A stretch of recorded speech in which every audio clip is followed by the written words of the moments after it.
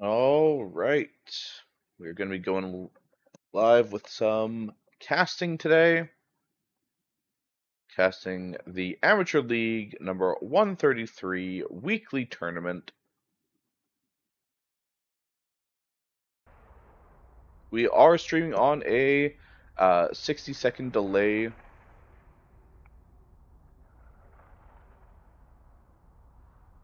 As per tournament rules.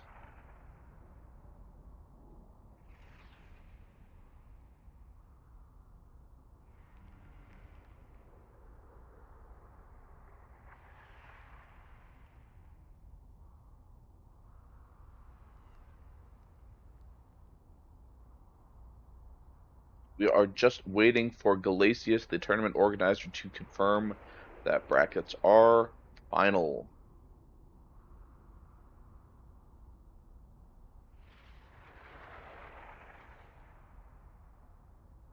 Sometimes takes a little bit longer depending on, how many last second registrations there have been. It's like there are 7 people currently in the initiate bracket, which I usually cast. When I looked earlier this morning, there were 4.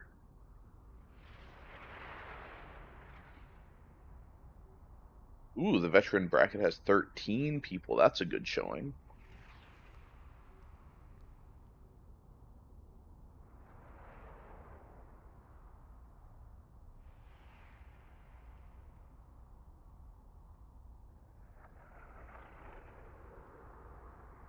Got some chatter in the Amateur League channel, which usually happens before the games. Just keeping an eye out for Galasius.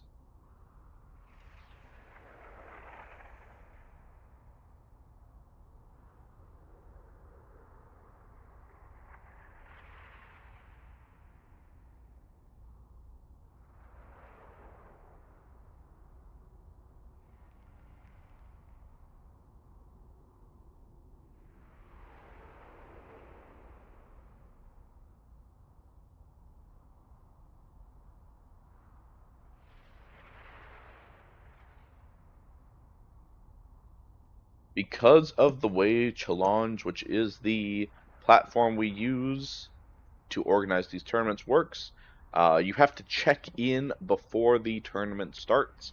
If you don't check in, you get automatically removed, and that can sometimes change the brackets. Or, like I said, a lot of the times there are last-second registrations that need to be seeded into the brackets that kind of affect how everything is laid out.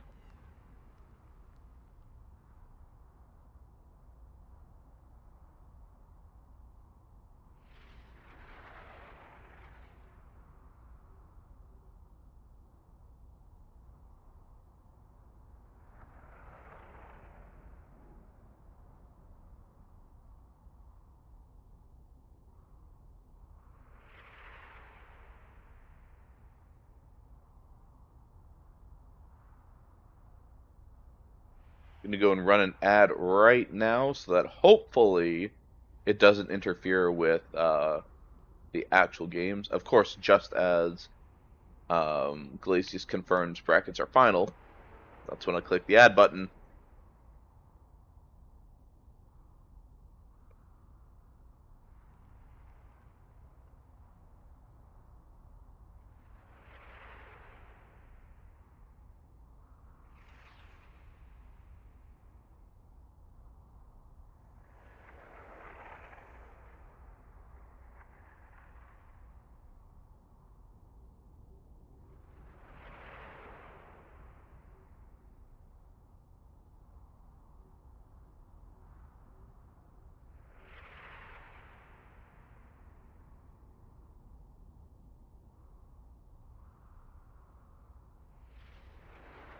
Not a lot of players I know playing in these first rounds of the bracket.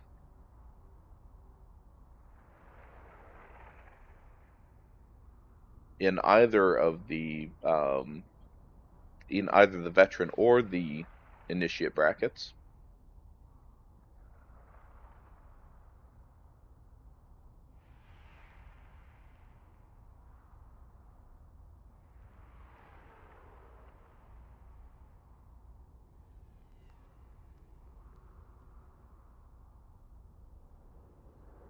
Let's see. Got Tebs and Man Shark. Could cast Tebs. Tebs is a good guy.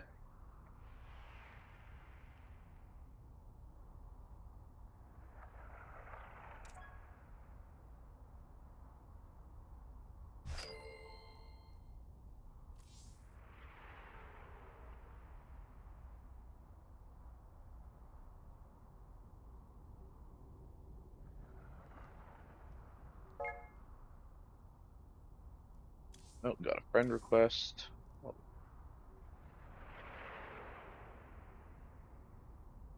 Alright, so we're going to cast a TVT. Tebs versus Man Shark.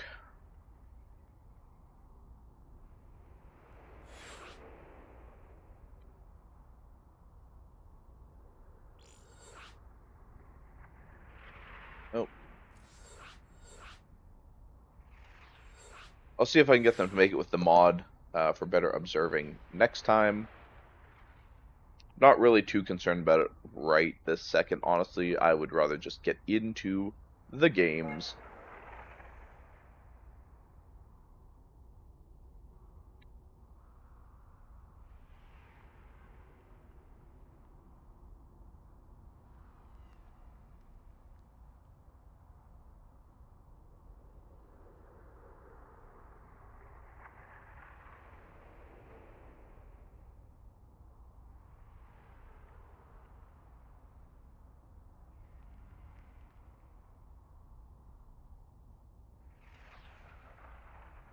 So our first game of the day is going to be a TVT, Man Shark versus Tebs.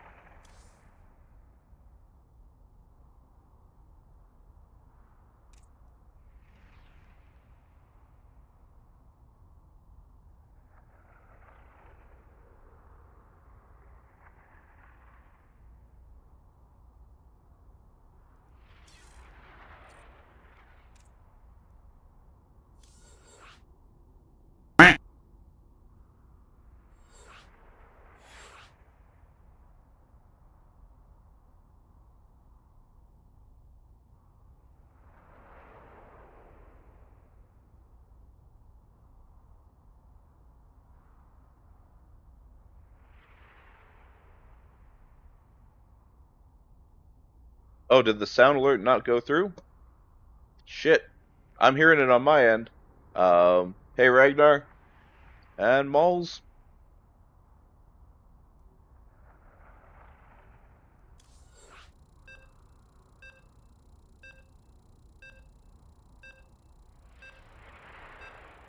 Oh, you don't have sound on your phone. I'm hearing it on my end. I don't know if it's coming through on the stream. But anyway, we are getting into our first series in the Initiate bracket. This is a best of 3, a TVT between Man Shark and Tebs. So, in the top corner with the green Terran SCVs, we have Man Shark. And in the bottom corner with the red SCVs, we have Tebs.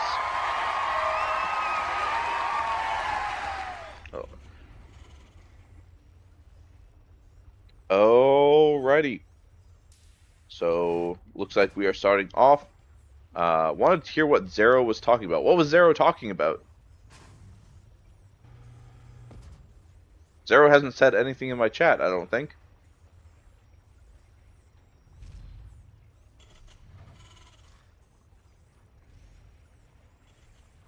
But anyway, we are starting off totally stock standard. No kind of cheese or anything going on. Yeah, there's a little bit of a delay.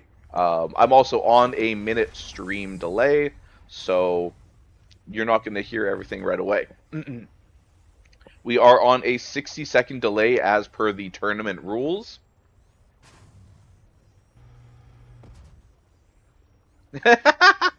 My Fallout Boy title of a stream. You know what? That's fair. That's fair.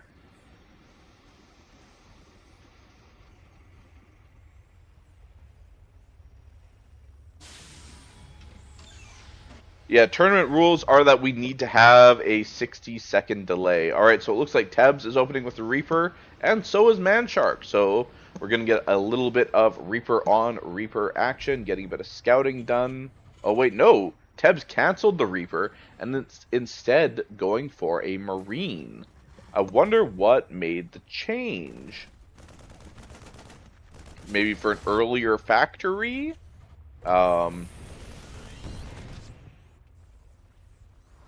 Alright, first command center goes down, or I should say second command center in the natural for Manshark. Get that overlay off the screen. Wait, did they both? Okay, no, the Reaper did get out for Manshark. I was like, did they both just cancel their Reaper to fake out the Scout on the other side of the map or something weird? No, that is not the case. There is the Reaper going across the map. Tebs is only moving to start his natural command center on the low ground now. That SCV is going to get sniped by the Reaper. But we have a couple of Marines going to deal with it. That is an unfortunate delay for Tebs. We've got another factory and another barracks coming up. They're almost finished. Factory is almost finished for the side of Manshark.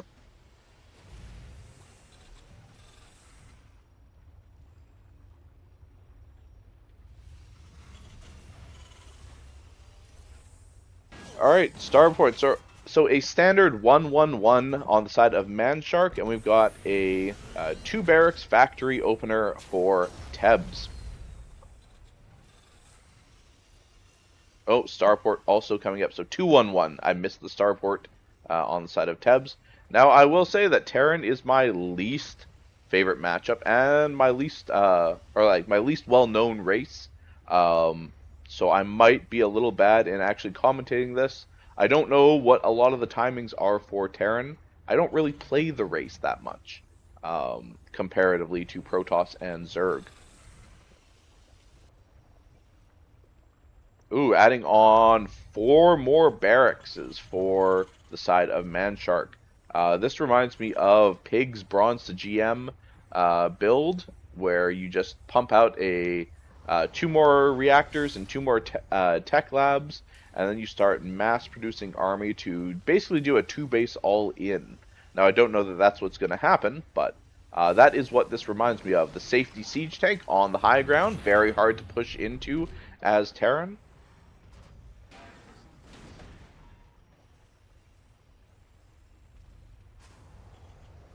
Alright, we got a Liberator coming up for Tebs. Maybe going for some harass or just using it for defense. And a Cyclone as opposed to a tank. Interesting choice. Now, typically, TBTs are not very popular to watch or to cast because they are generally long, slow, drawn-out games. Liberator also coming up on the side of Manshark. We are 5 minutes in, and the only interaction we've had between these two players was the Reaper killing an SCV.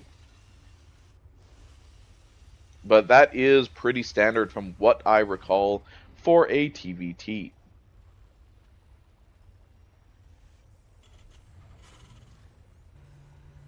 Also, usually would be multi-streaming to YouTube as well, but for whatever reason, I'm having some issues.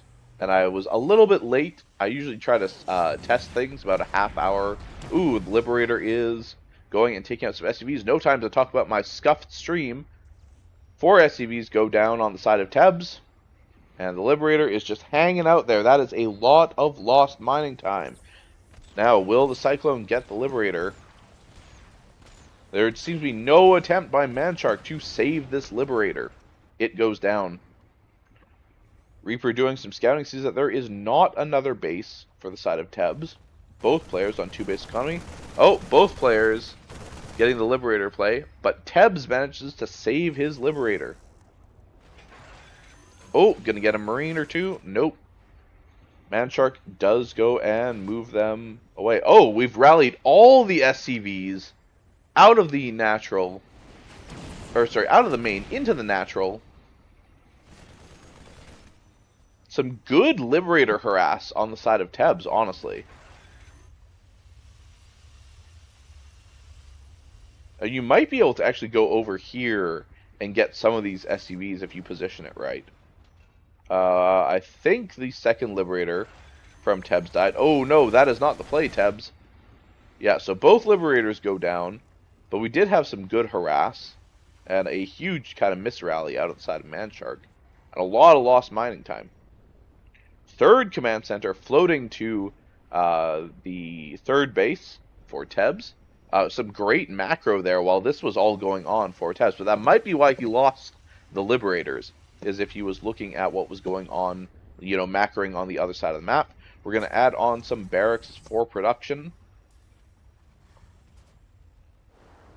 And the Viking count is starting for Manshark. Oh, there is a third orbital command for the side of Manshark, though it is not floated to its, you know, location yet. Another SCV going down. So far, it's been mostly SCV kills in this game. Alright, Manshark's third base is going floating to location.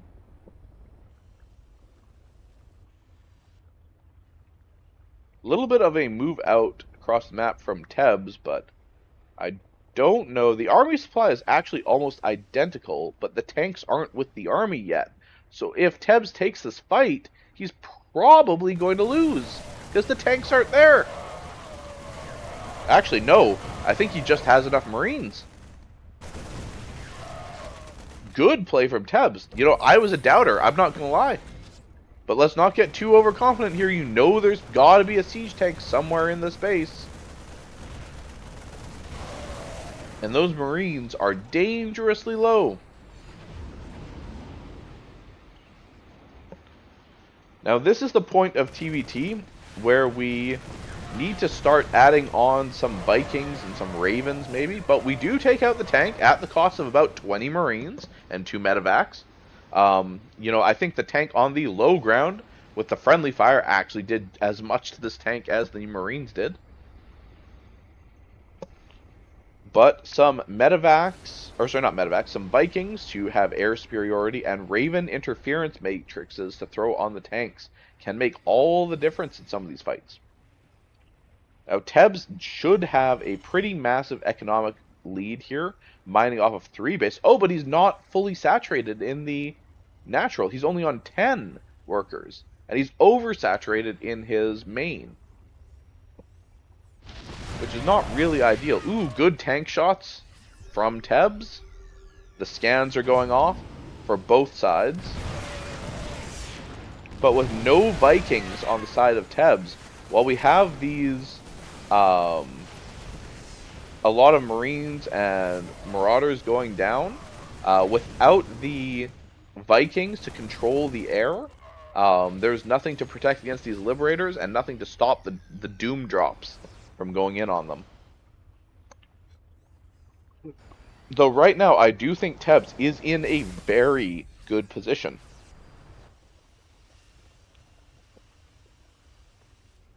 If he can keep his opponent on 3 bases, and 3 bases that are not properly mining, it doesn't matter that he has inefficient trades, because he has a better economy than his opponent. Like, we are way oversaturated in this natural. We're throwing down some missile turrets in the back. Uh-oh.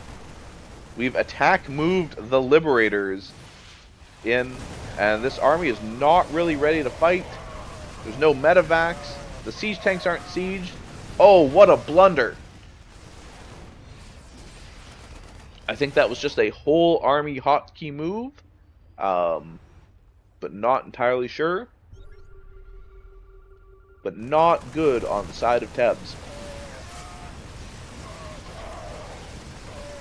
And what what remains of his army goes down quickly, and Manshark. Oh no, that is not the time to go and drop a whole bunch of mules. Mules don't attack. And now the army is just funneling in one at a time from Tebs. He needs to go and group them together. He could have flown that command center away. This was Tebs' game to lose. And he keeps just running his army in as they pop out of the barracks.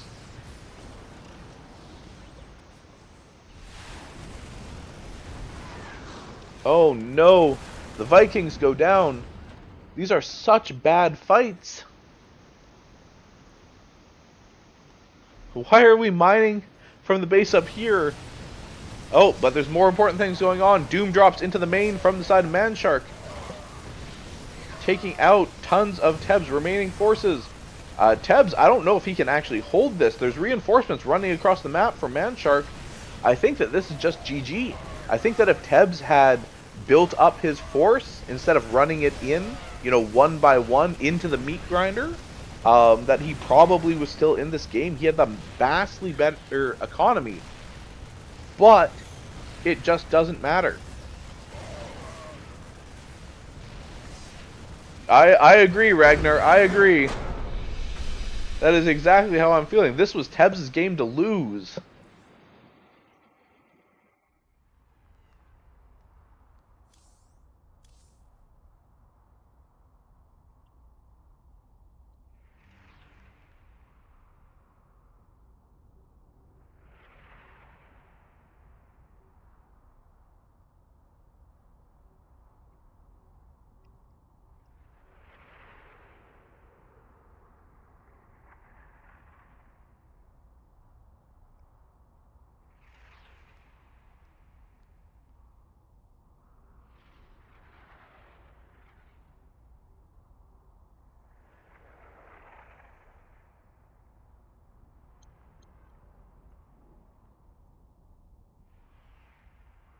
Pylon.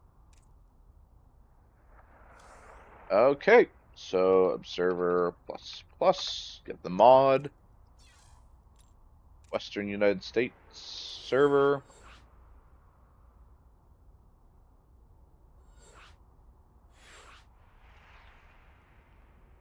Tebs into the proper place.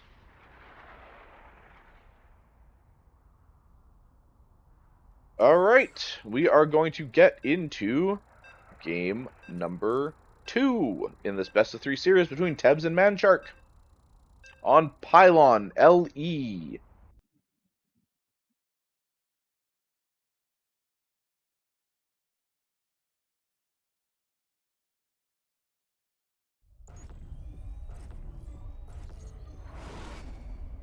Alright, in the top corner of this map with the green SCVs, we have Manshark.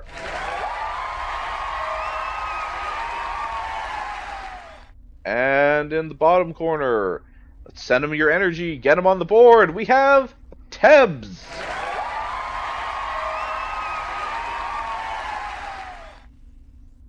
Alright, so honestly, that was, oh, the misplaced depot. Doesn't actually really matter all that much in TVT, but I think Tebs is feeling the nerves a little bit. That was a really good game up until about the last 3 minutes from Tebs. He played very solidly. He had the better economy. He was out macroing his opponent, but he just took a couple bad fights. And off of one bad fight, his opponent went across the map and was able to, you know, destroy his economy, get into his main base. Just a very unfortunate, and I think that if Tebs had saved up his units rather than just sending them constantly into the meat grinder, he probably could have held and maybe stabilized with a couple of tanks on the high ground and some Vikings to defend against the doom drops and the air pressure. I don't really know what the meta for TVT is because I don't play this matchup. And in fact, if I am playing Terran, like if I'm playing random or something, and I see that it's going to be TVT, quite honestly, I leave the matchup because I don't want to play like a 30-minute slugfest in most cases. But I very rarely play Terran in general. Okay, we've got a Reaper coming out from Tebs, Reaper coming out from Manshark. Is this going to be another fake out, or is this actually, this Reaper going to finish? We already have the natural command center going down for the side of Manshark.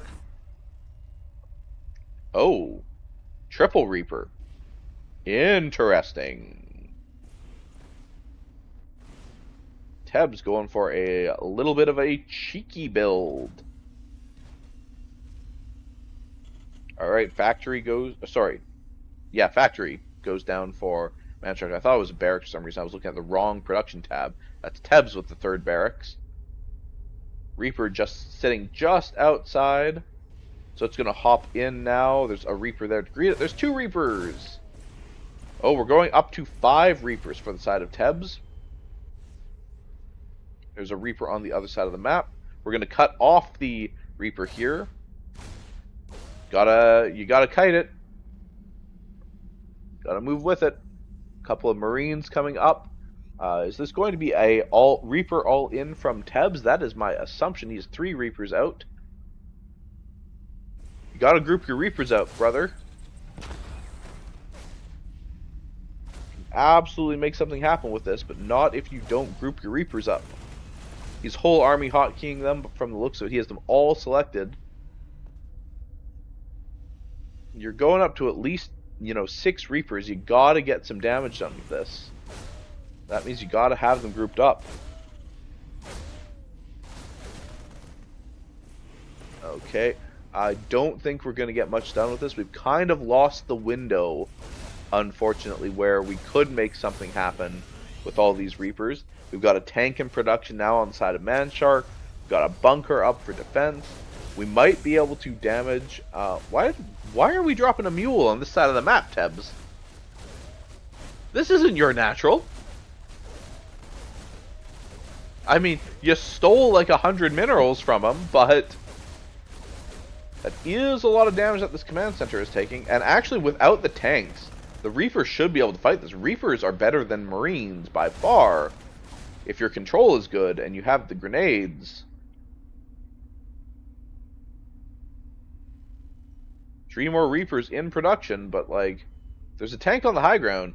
Like, this command center still not being lifted off means that you can go and get it on fire, burn it down. As I say, just focus fire.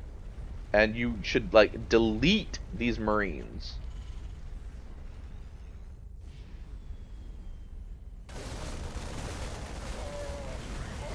Yeah, that's what I'm saying. Like, kill the good. 2 SUVs going down, 3 SUVs going down, but the tank is there now. And now this aggression stops, and you are still on 1 base, Tebs. There were a number of opportunities where this strategy could have worked. But we are kind of past that point now, unfortunately.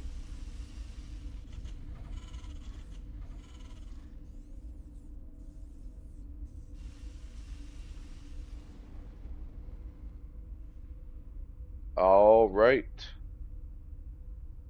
So the Reaper's going back across the map. Long trip home. We're getting a factory up. Yep, Tebs is getting a factory up. Getting 1 command center up on location in the natural and 1 in the main.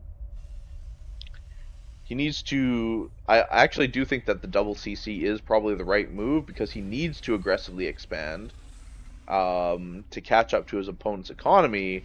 But his opponent's been macroing really well across the map and has massively passed him in terms of economy and production. We have, like, so many Liberators out. That's what, 4 Liberators out? 5 Liberators?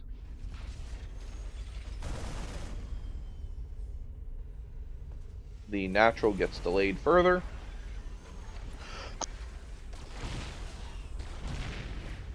Reapers, unfortunately, cannot shoot up.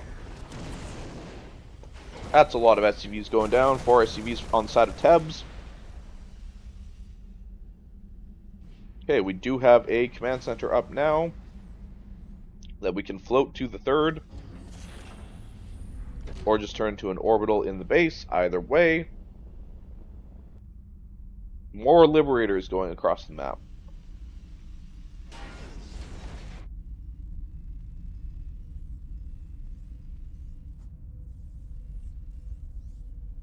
I don't like this position for Tebs. I really don't. But a lot of the time, it's like the caster curse, where you say you don't like the position for something, and suddenly they make a miraculous comeback. Ragnar is very good at doing that, where I look at the position he's in and I go, there's no possible way he can come back from this. And yet he does. Alright, SCV's pulled in time. Get the lock on. Get the lock on, Tebs. There you go. Oh, but he loses the Cyclone. But the Marines will clean up the other Liberator. So not great, because that definitely could have been cleaner and not have lost the Liberator. Oh, Tebs. Tebs, my guy, like, this is not the unit comp you want to be moving around across the map with. Like, I know you feel like you have to do something. Like you have to get something done, but you have nothing to support these Marines.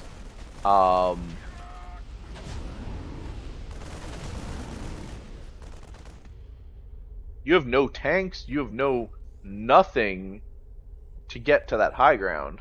And now you've scouted that the medevac drop is going across the map.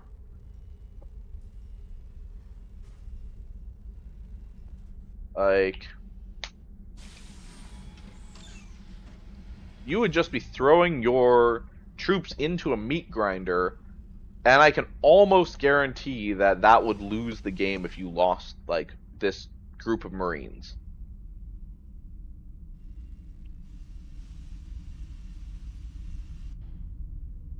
I think that Tebs is feeling under pressure and feeling like he has to do something. He has to make a move.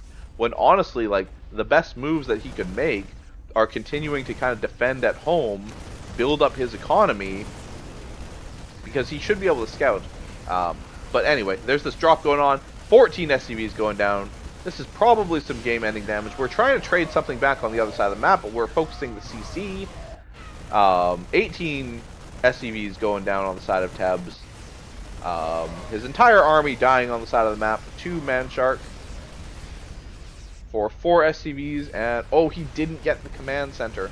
The Viking flies across the map. I think that Man Shark is just going to walk across the map and kill everything Tebs has now. Tebs' economy is in shambles because he lost 19 SCVs. And I think that Tebs has just been feeling very pressured this entire game. And like he can't really make the moves he wants to. Yeah, and now we're running our units in to a much larger force. And that is going to be it for this one. Tebs, the laughing emoji.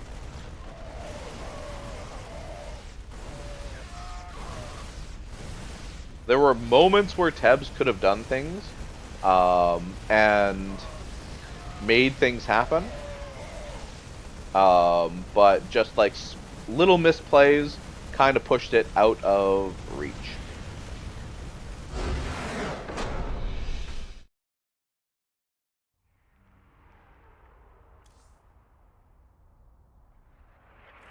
Not a great showing from Tebs in the tournament today. Definitely not the results that he was hoping for.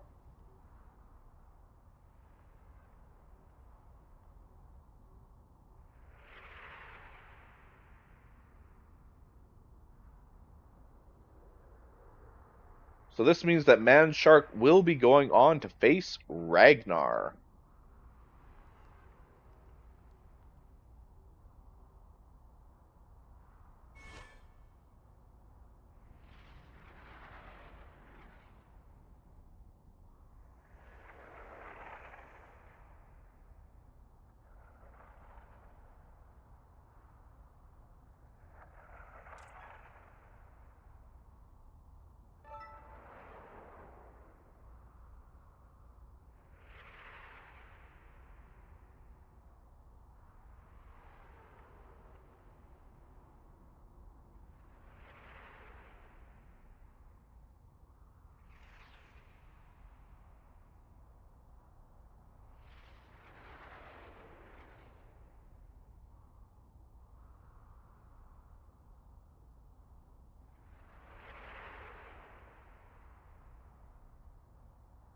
just open up a notepad. This is now Manshark versus Ragnar.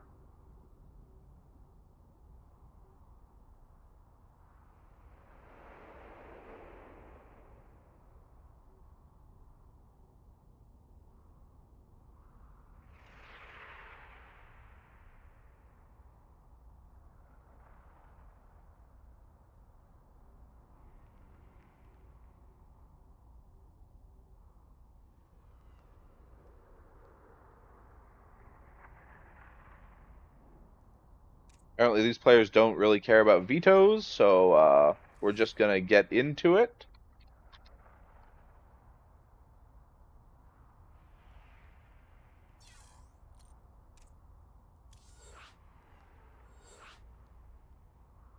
Map 1 is Persephone.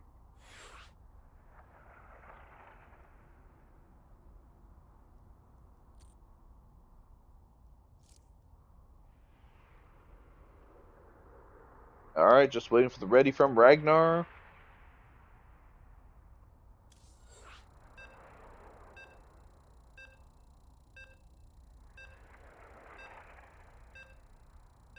Ragnar on 180 ping.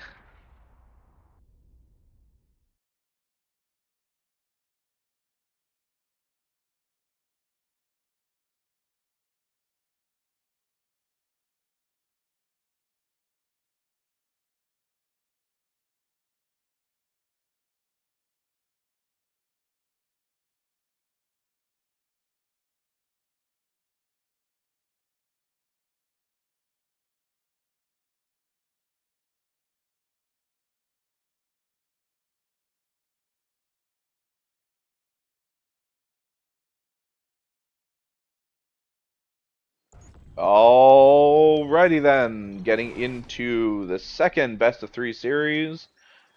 In the bottom corner with the pink Zerg drones, we have Ragnar. And in the top corner with the red SCVs, we have Manshark.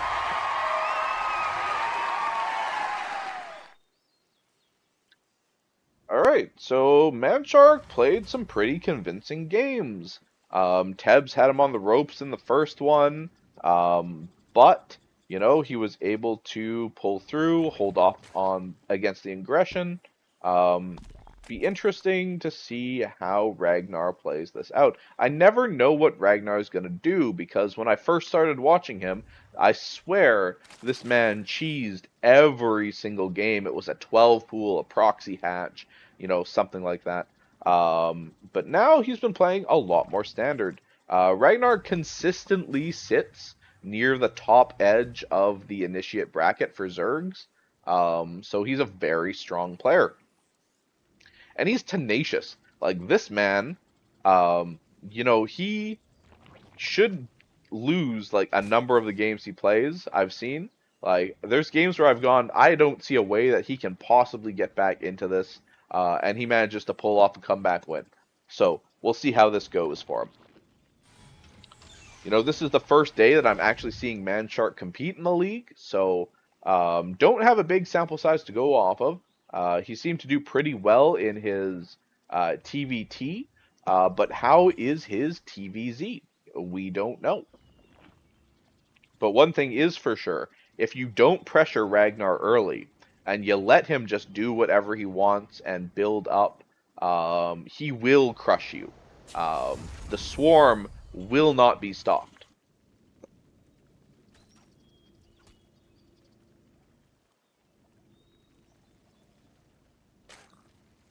Alright, just, you know, a little bit of harassment on the SCV, I guess. Queen's coming up for Ragnar.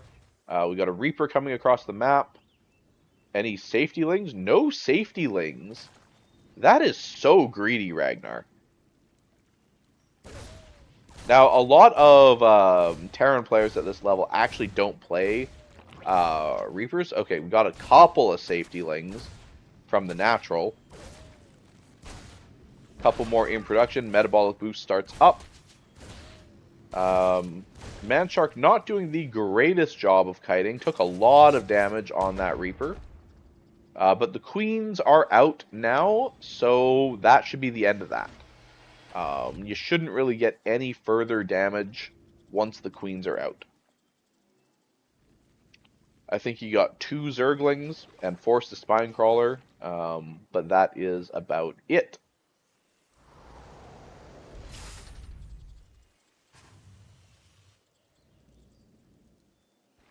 Alright, Reaper's still doing some scouting.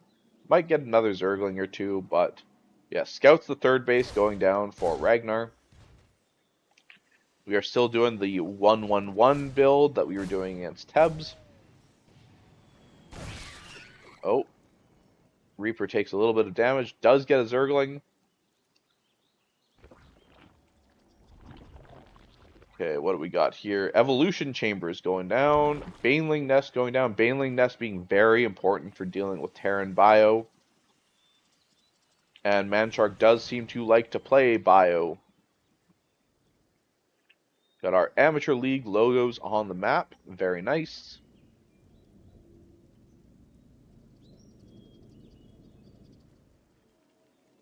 Okay, some more Lings coming up. And the Zergling speed has completed now, Metabolic Boost. Which means that this Reaper, if it moves up, will likely die to Zerglings. As they can catch it now.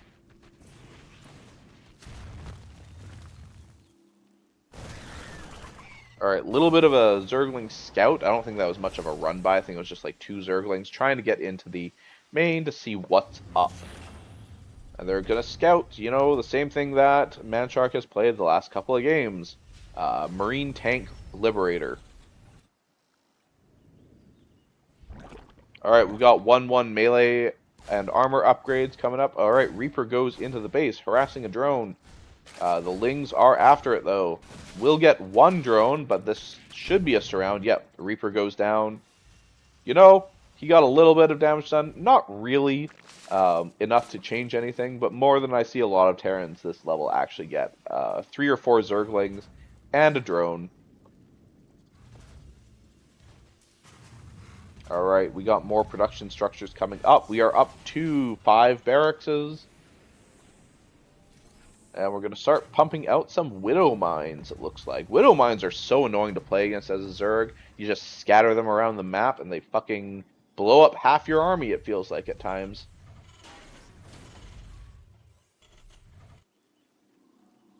Alright, 3rd base is up for Ragnar.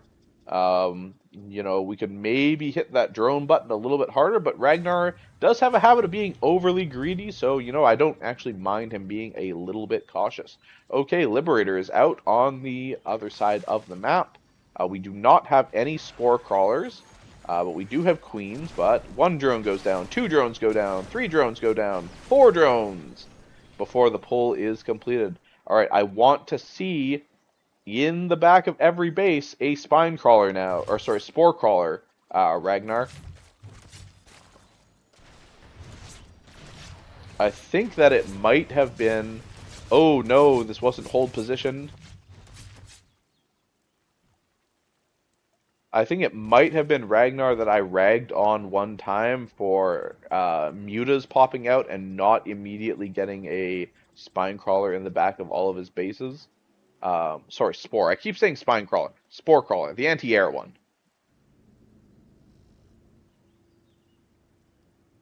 Alright, let's get our workers back on their respective places. Now, this is going to be a problem. We are at 48 to 26 army supply. Ragnar has been relatively greedy, but he's actually not up in workers or army on his Terran counterpart. But this army is not yet grouped up together, and the tanks are not with the main army. There must be like a bunch of tanks or something sitting back at home that are making up a relatively large chunk of this army supply. Okay, we did take out the Liberator.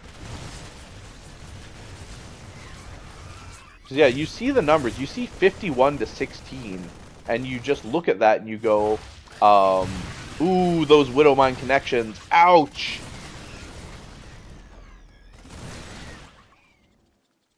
And we don't have the ability for roaches. So this is going to be a hard attack to hold on the side of Ragnar. The reinforcements are moving across the map constantly for Manshark. Ragnar needs to group up his forces, make sure he's injecting his remaining hatcheries, but I don't think he has any queens left. Ragnar calls GG, and game one goes to Manshark, who is living up to the tag all in, as that is what he is doing in each of these games. He is all inning.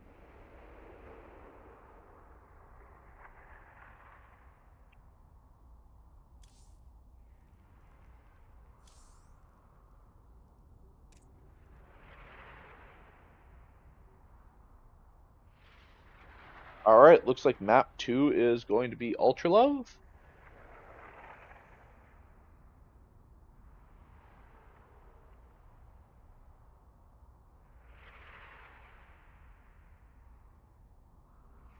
I'm just waiting for confirmation from the players.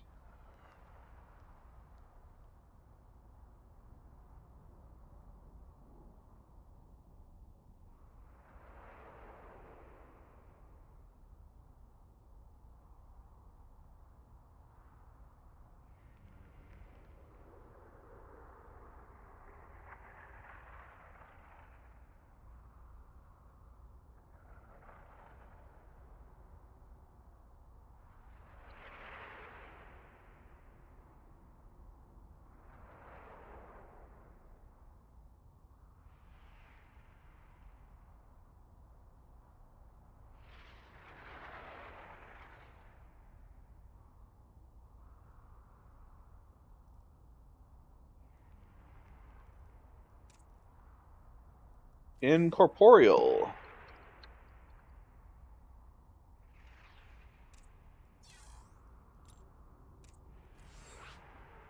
Alrighty.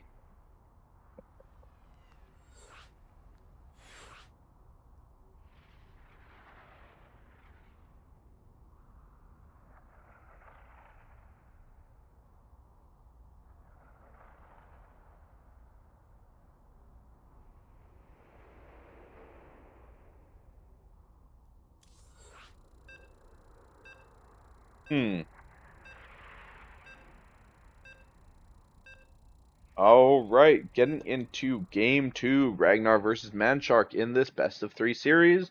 We are going to Incorporeal for our next game. So let's see if Ragnar can get on the board.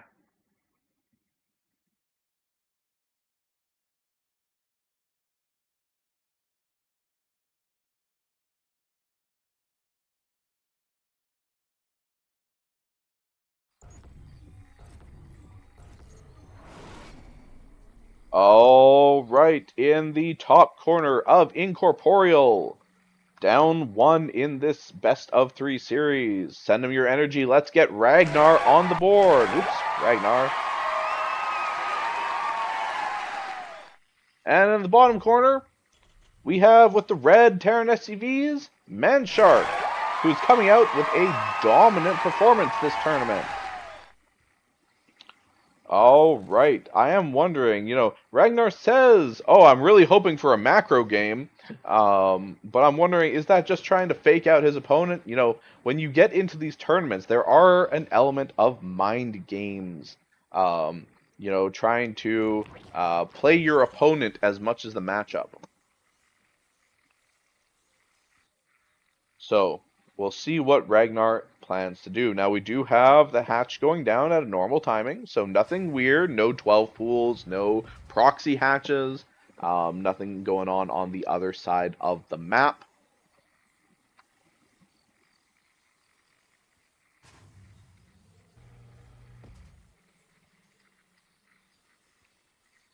But, just a standard game to start.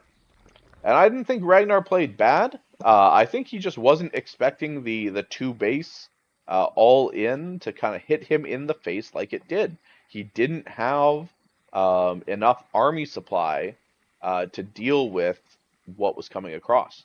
His initial hold, very good, and then a couple of good Widow Mine connections on the side of on the side of Manshark, really kind of turned the fight in Manshark's favor. All right, everything completely stock standard so far. Reaper coming up on the side of Manshark. SCV Scout, just to make sure that there is nothing weird going on.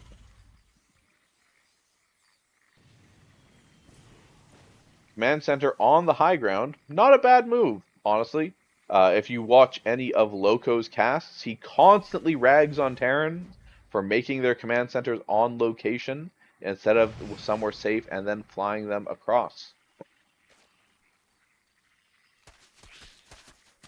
Alright, we got the safety lings out earlier to make sure that, we can deal with the Reaper. The Queens have popped. Good little adaptation from Ragnar. This Reaper should get nothing done. Alright, we're going for our standard 1-1-1 build from Manshark. Nothing has changed from the previous games in terms of his build. It very much reminds me of Pig's Bronze to GM series. Metabolic Boost coming up on the side of Ragnar, completely stock standard. Orbital Command upgrading for Manshark. Not a whole lot to talk about so far. The Reaper being just a nuisance, scouting in and around, looking for what's going on. Oh, we destroyed one of our barracks. Not entirely sure why we decided to go 4 barracks instead of 5, but, it's fine. We got some Hellions on the production tab for the side of Manshark. So we're going to look to do some Hellion harassment. Alright. Metabolic Boost is done, meaning that this Reaper is toast. Hellions going across the map. Oh. But Ragnar spots them. And 2 Hellions is not enough to deal with this number of Lings. They will get this round. 1 Hellion goes down.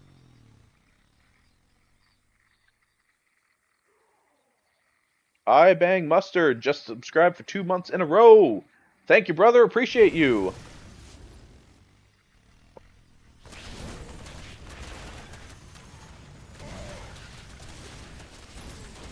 Alright, so Zergling's getting some harass. Hellion goes down. 3 SCVs go down. Liberator and the Marauder left trying to deal with it. Good on Ragnar for pressuring his opponent early. Catching the Reaper out, catching the Hellions as they were trying to go across the map. Keeping him on the defensive while he macros at home.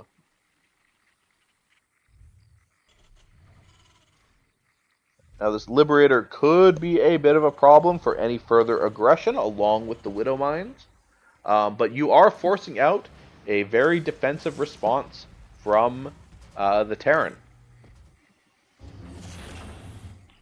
Now that is generally the thing I find most annoying about playing against Terran, is how good they are as a race at turtling up. And having to dig them out of the hole that they've gone and put themselves in through turtling can be very annoying. Now Ragnar is actually down in workers. I thought he would have been up on 2 bases, but he is actually down. We are going for a Roach Ravager all in, but our +1 upgrades and Ravager speed or Roach speed is not finished. Okay, didn't get off the bios that would actually kill the Ooh, I think that mine was actually as bad for Manshark as it was for Ragnar. All right, let's get the bios on the Liberator. All right, it's going to be toast. You really need a Banshee to deal with this kind of Roach play. 7 SCVs go down, 9 SCVs, 13 SCVs even if Ragnar's attack here does not kill Manshark, which I think it's going to put him into an all-in position. This is a great little 2-base Roach Ravager all-in from the side of Ragnar. Alright, we are destroying the gas. I think that we should just be grouped up with our whole army and pushing this high ground if that's what we are going to do. You don't want this Ravager to go down, buddy. Alright, Ravager goes down. A couple of Biles onto the Widow Mines. Good Biles. I think you can just push up to the high ground, but you need your whole army. That was part of the problem. If you hadn't split off to kill those Vespine Geysers, what are they called? Refineries for Terran. Then you probably would have been able to push in there. Alright, this is a huge Roach Ball. There is no way with his current forces, no tanks, no Banshees, that Manshark can hold. GG is called, and Ragnar gets himself on the board. The score is 1-1.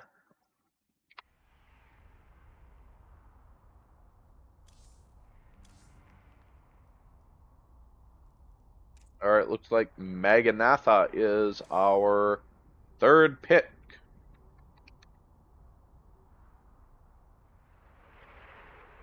Bug fixes.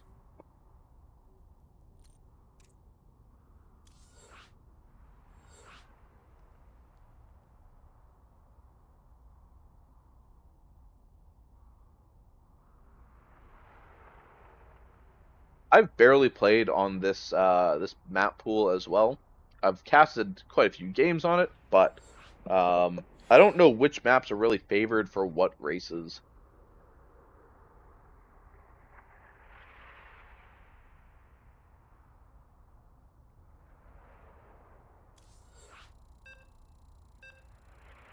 All right, getting into game 3. We are tied at 1-1.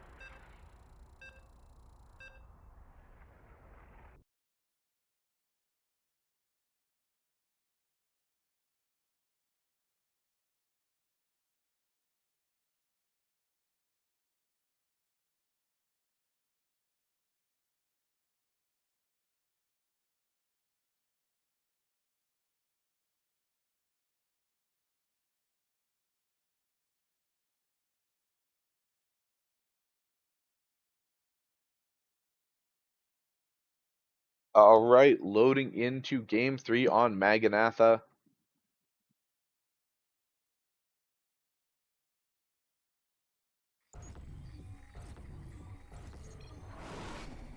All right, in the bottom corner with the pink Zerg drones, tying up the series in that last game, we have Ragnar.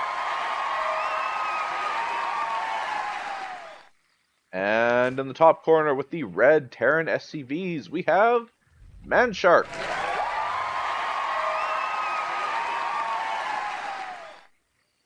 All right, so that was a great game. Ragnar kind of turned the tables with a lot of early pressure. I know he said in the chat that he wanted to play a macro game. Meanwhile, he hit with a 2-base timing attack instead. So kind of playing the mind games, I think, on his opponent a little. But what was really important, I think, more so than the timing attack, which was well executed, by the way, was that he pressured his opponent. He had the vision with Zerglings out on the map and his overlords. He saw the Reaper and the Hellions that were coming across to harass a bit, and he caught them out and then went and harassed his opponent, kept him on the defensive, and kept him away from his side of the map.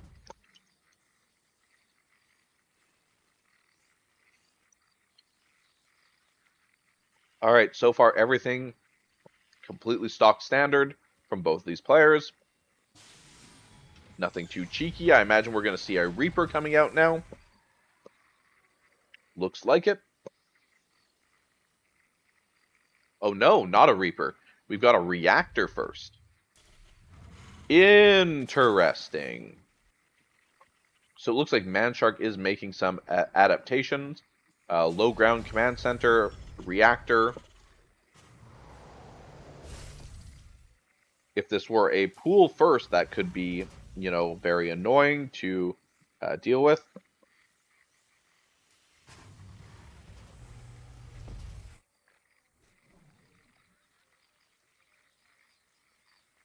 Okay, Queen's coming up on the side of Ragnar.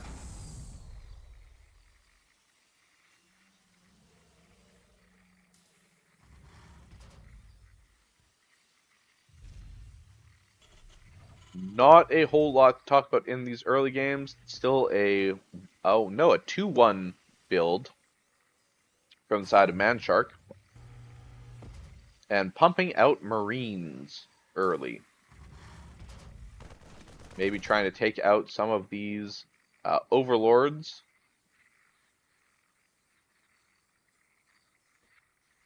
Yeah, don't just donate your overlords, guys. Alright, we got the safety lings up, we got the queens up. We're still mining gas, so a lot of Zerg in the early game will pull out of gas mining and instead go and have some extra mineral mining. Now, Ragnar is not doing that, which makes me think he wants either early roaches or banelings or something like that that requires gas, because he is not boosting his minerals, and a lot of the time, Zerg survives the early game basically after they get metabolic boost, which is the Zergling speed upgrade, just off of minerals, just off of, building a dozen queens and Zerglings for defense, rather than, needing roaches or banelings right away. Alright, I think we got a faster command center this time for Manshark. We are getting a tank on the high ground, which is going to be huge for defensive purposes. He did not have a tank last game, and his Liberator got biled down immediately during the all-in. Alright, a couple of lings going across the map to kind of just scout out what is going on. They will find the tank. They will not make it home. There's some crushed up Zergling here on the ground.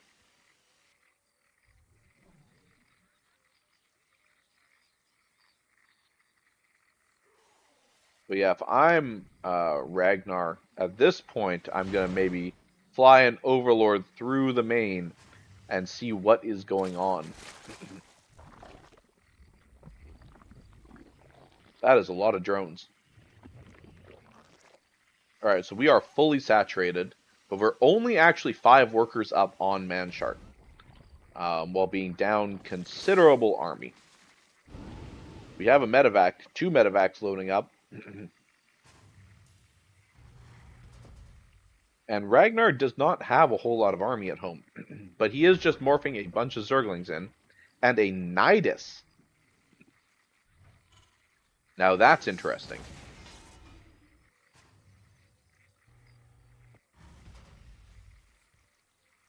Alright, the medevacs are splitting up and going across the map. One is going to drop the natural, one is going to drop the main. This should not be much of a threat for Ragnar currently. This is more of a skill check, in my opinion.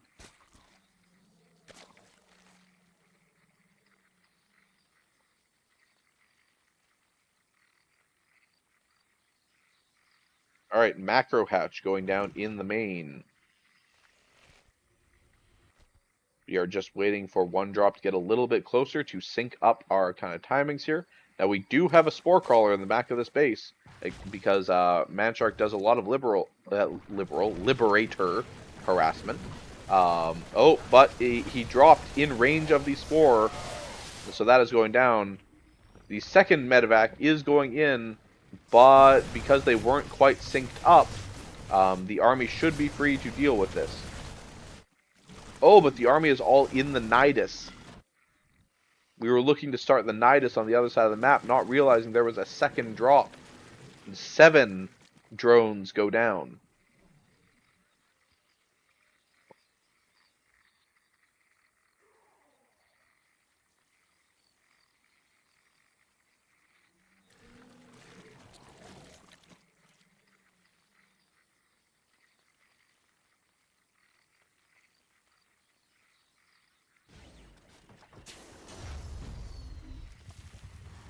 Oh, we got the Nidus going up in the main base of Manshark. Does he see it? I don't think he does, at least not yet. His whole armying going after this Overlord. Now he sees it.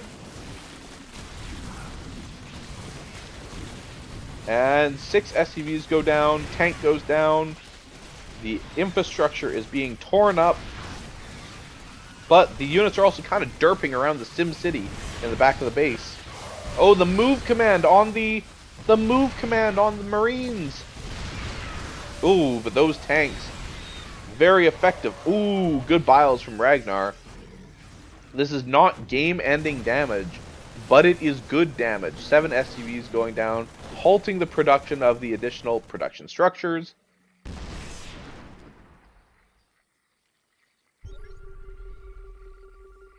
Yeah, there's no creep tumors there, bud. Just the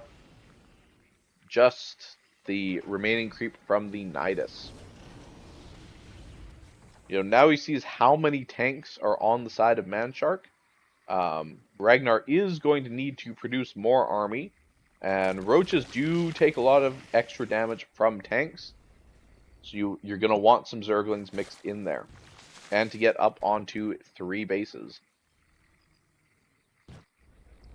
47 to 45 army supply, but what you do have to be worried about now is because Manshark does like to do his 2-base all-ins.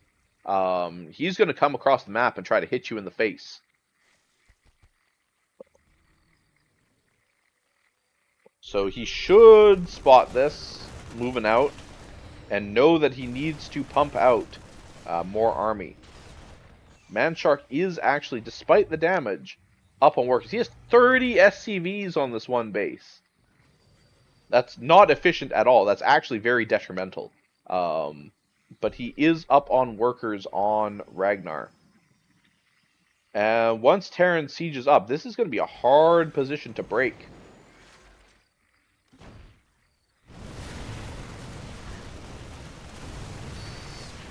Probably giving this hatch. Okay, the Liberator goes down. That is good. Oh no, don't run into the sieged up tank position. And the tanks go down, but Ragnar loses his entire army. Brother, you can't be taking those kinds of fights against 4 sieged up tanks.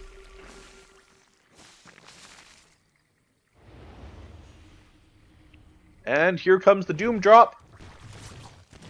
One of the medevacs is going to get picked off with all the troops that had in it. I think it had the tank in it. So that wasn't good for Manshark.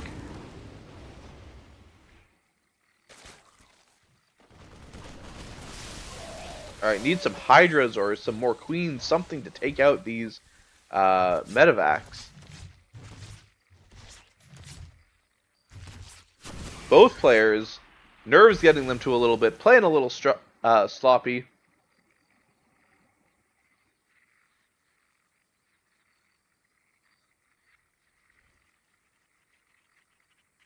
But I do think Manshark has the edge. He's at 73 army supply and 70 workers on 2 bases. Why do we have 42 SCVs on this base, brother?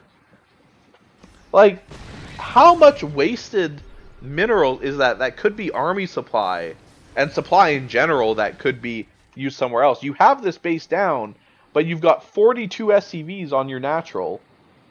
That is something I harp about a lot with some of our Terran players in the metal leagues, is that you have an insane number of SCVs on one of your bases.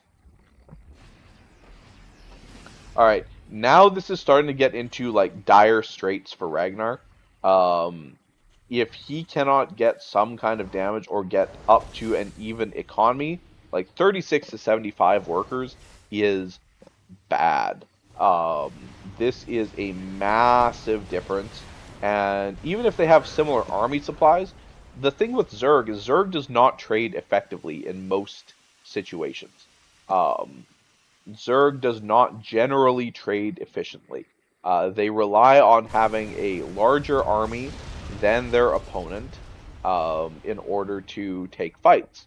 Well, right now their army size is even. Actually, Zerg has the smaller army, which means that it is not going to be good when these two armies fight.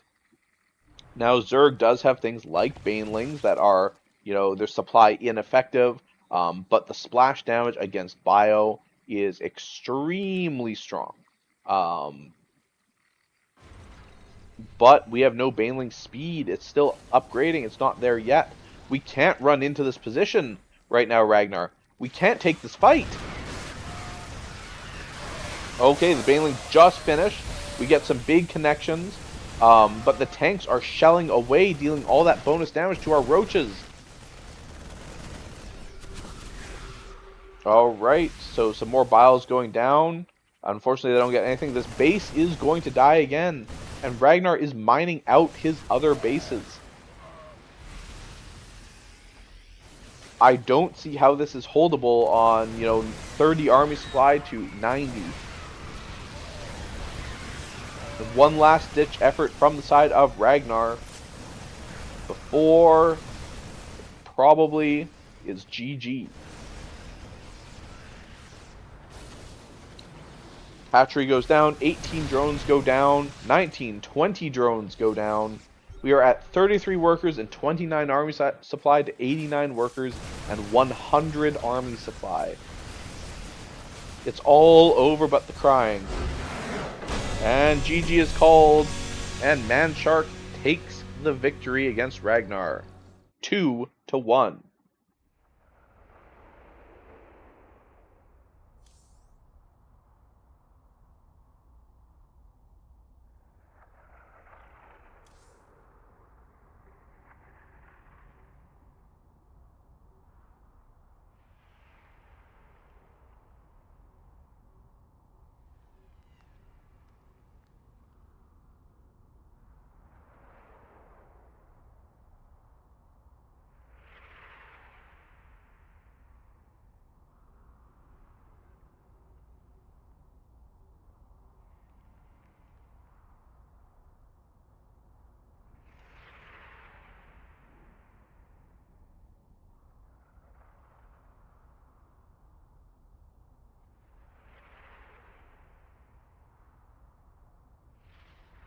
Okay. So, once the score gets updated, we'll check the brackets.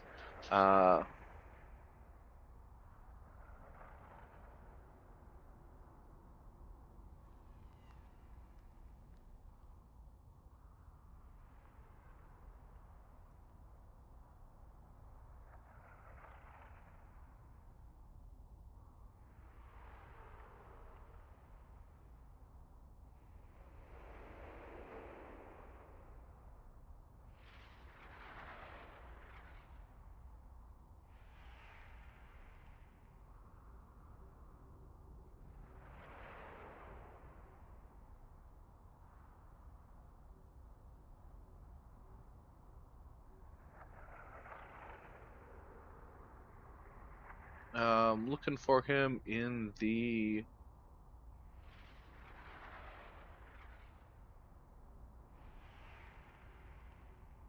Kib. I think that's the.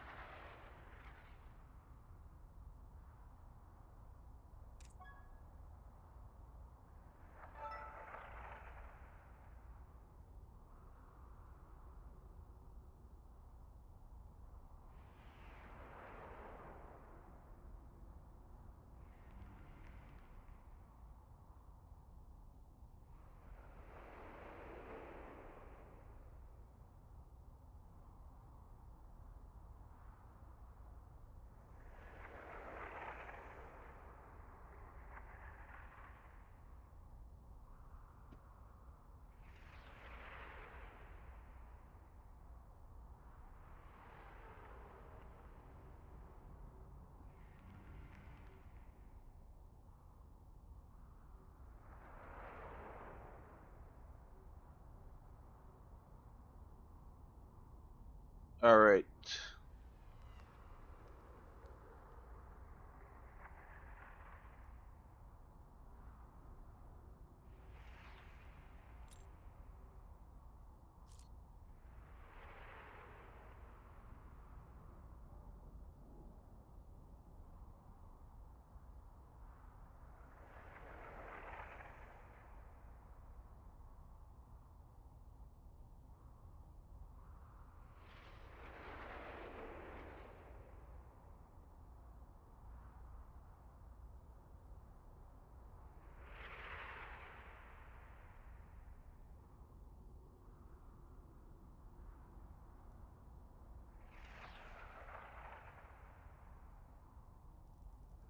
Okamak.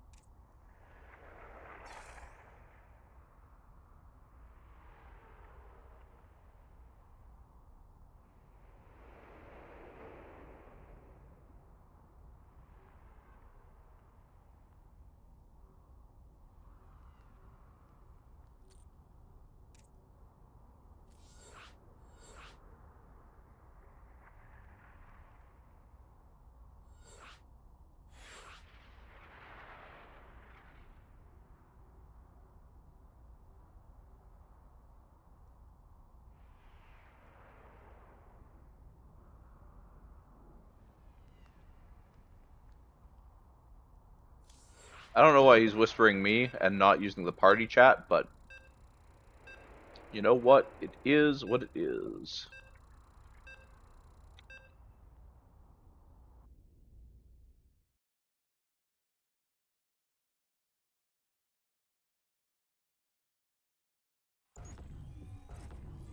All right, in the top corner of Tokamak LE with the blue Terran SCVs, we have Kid B.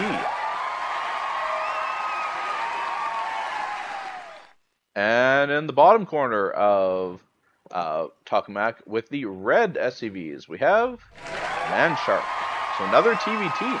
Some strong Terrans in this league now. All right, looks like we're going for a low ground expand.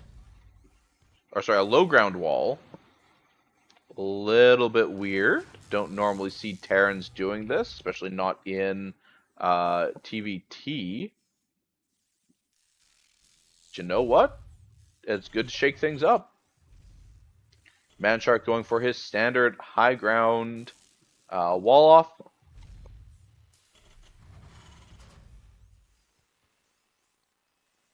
off. Double gas start from Kid B. So, wonder if we're going to be playing mech. Also, I hope that this server is fine. Because if their English is not great, they could be from, they could be from South America, they could be from Europe. It's hard to tell. I haven't seen this player in our league before, so I'm not sure where they are from.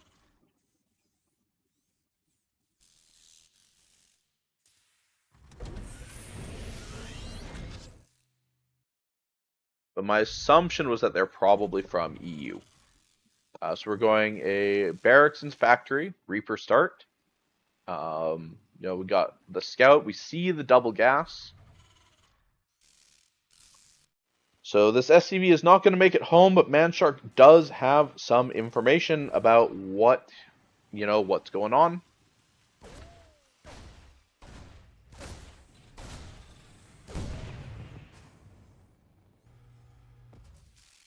SCV goes down. Command center started on the low ground for Manshark. Delayed command center on the side of Kid B.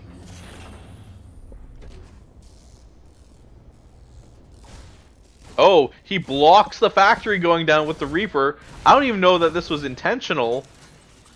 Gets the SCV before the second supply depot. And the barracks is flying across the map. I mean, he's just using the barracks as scout. So yeah, this is like a full mech build or mech all in or something. Because why else are you flying this fucking barracks across the map?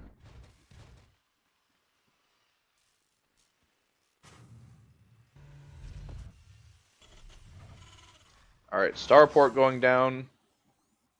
Cyclone building. Yeah, this is going to be some kind of weird cyclone all in, I'm guessing. And I might be wrong in saying that, but that is my guess. I'm not really, as I've said, overly familiar with Terran builds and timings. So we've got our 4 racks, factory, starport. So we're just going and getting a scout with the barracks. We're landing it?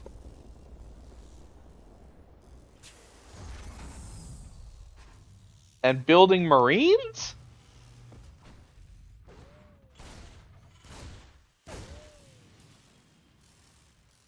Like, this should be in vision, right? Yeah. Our SCVs are under attack. Now, we are going to lose an SCV or two, but I do think this is a bit of an overreaction from the side of Manshark, but alright, tank on the high ground. Puts an end to that. I am so confused by what Kid B is doing. Like, I assumed this was going to be some kind of a weird, like cyclone, one base cyclone all in. Oh, it's battle cruisers. I missed the fusion core going down. It's battle cruisers. But like, if prior to that fusion core going down, if Manshark just went across the map with what little he has here, he would actually be able to get like a surprising amount of damage. Now this is a problem. We have a tech lab, we can build cyclones, and we are building Vikings, but we don't have like a ton that can deal with battle cruisers. Now these Vikings will be good for that. And that's probably just intended to snipe this barracks that's flying around down. I doubt it's because he got a read on, like, the battle cruiser that's about to pop out. But we don't have, like, a ton of anti-air at home to actually deal with this battle cruiser that's going to pop out. And I assume immediately go across the map. Yeah, we are flying across the map. Oh, we just barely missed the barracks that has been landed in our third base spot. So yeah, we're building more Marines, we're building medevacs, we're building Marauders, we got more Vikings coming out. Like, this is a weird game, and I am here for it. I like weird games. Weird games are fun. But now you do need to get quite a few Vikings up to really be able to deal with a battle cruiser. And now the battle cruiser should be spotted for the first time. We are going to get at least a couple of SCVs. Though the medevac is helping a lot in making sure that not too many go down. But we still lose 5 SCVs and a medevac. And now the barracks is spotted on the other side of the map. This very weird placement. The Reaper goes into the main. And it gets hit by the tank. Wasn't microed at all. Barracks goes down.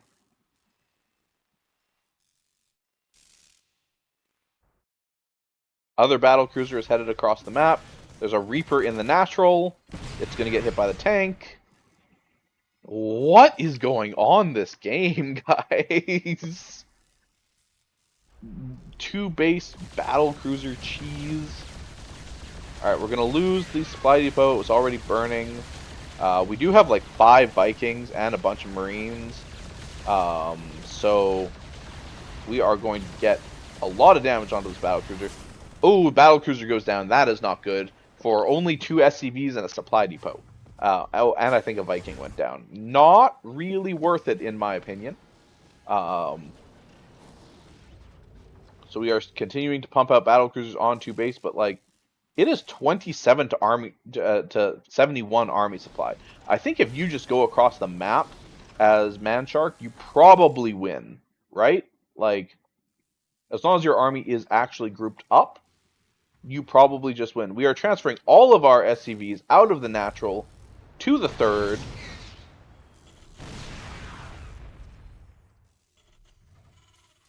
We have 6 Vikings.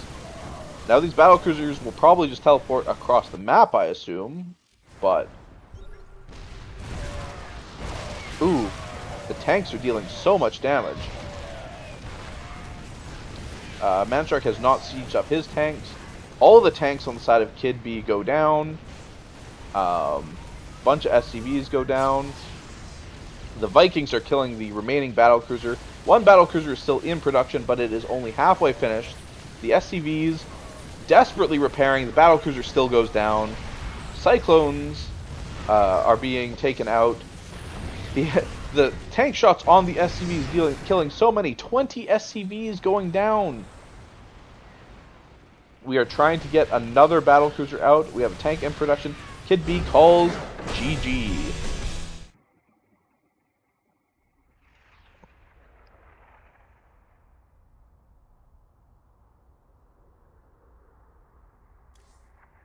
That was one of the most interesting games I have ever casted. That is for sure.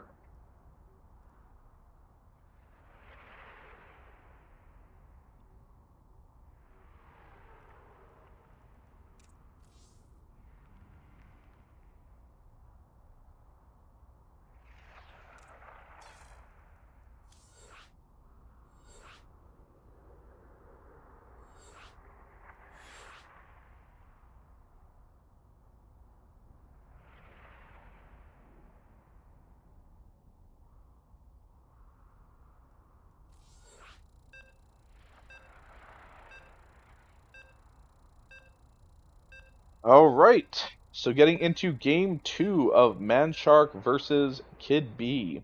Manshark being a absolutely dominant force in this tournament today.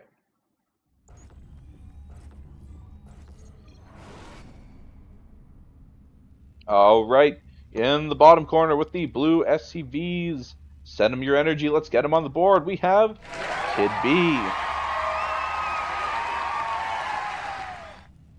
And in the top corner, on a massive win streak, winning every series so far that he's played in, we have Manshark.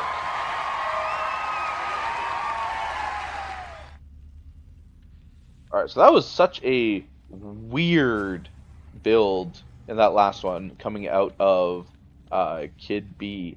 Like, I don't even know what to say about that. The battle cruiser, you know, didn't really do a whole lot, unfortunately, and he just got overwhelmed eventually by the sheer number of units that his opponent had. Now he made him pay. Like the tanks were sieged up, they were in good positions, and Manshark lost a good portion of his 70 plus army supply. But when it's 30 to 70, there is not a whole lot that you can do. I'm curious if we will be going for something similar.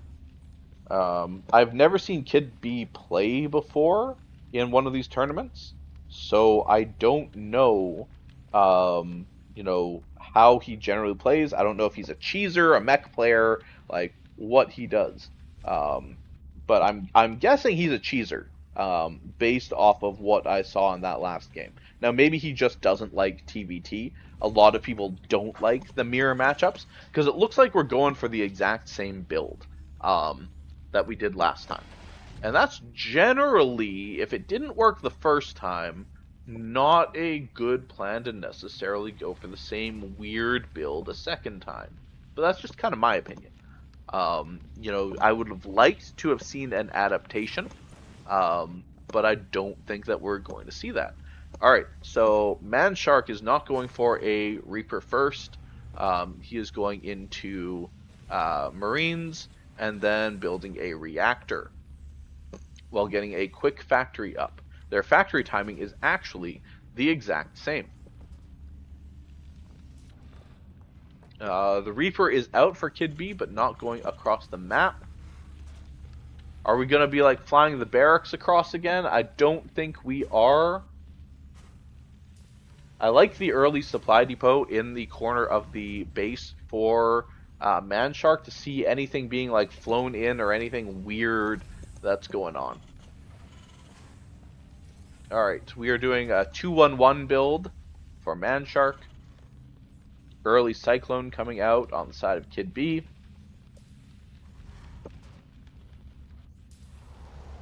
Not a whole lot to talk about here, if I'm being honest.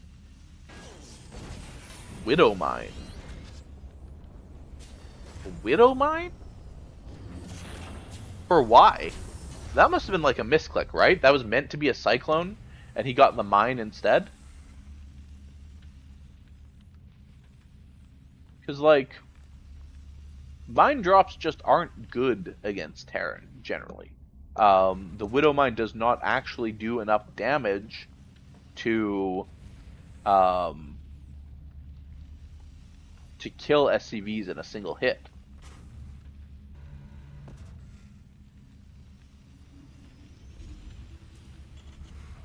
I do like the early aggression, though, especially if you suspect your opponent is going for something like a battlecruiser cheese again.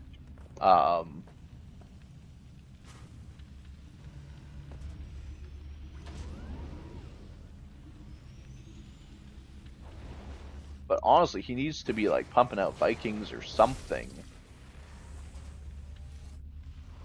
to safeguard against that.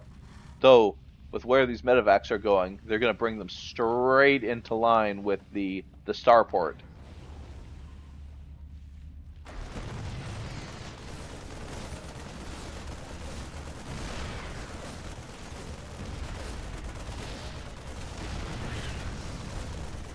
I like this little move from Manshark to put the pressure on early. This is actually so hard to break, and it forces him basically entirely off of his natural for resources.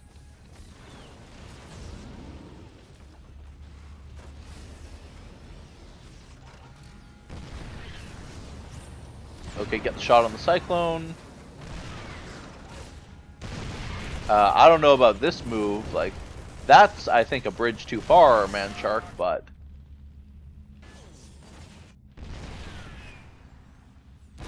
Okay, we got the Cyclone. That is huge.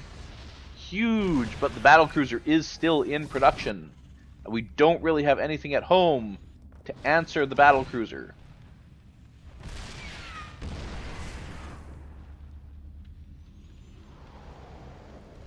Yeah, so he sees now that the battlecruiser is still being produced and goes for the scout.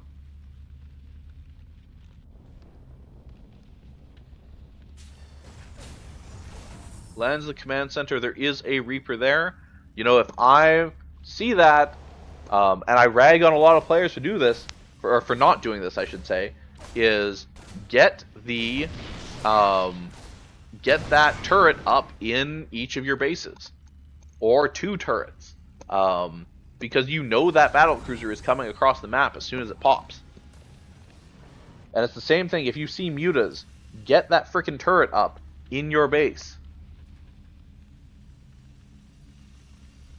No, Liberator bad. You need something to deal with the battlecruiser.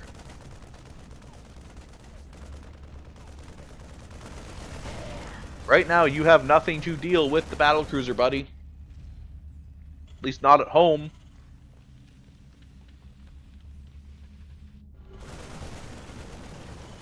So maybe you're hoping you'll put on enough pressure that he won't be able to fly it across. But it's already there. The battlecruiser is already there, and you have nothing. Oh, he did force it back, actually. 2 SCVs going down, 3 SCVs going down, 4 SCVs going down.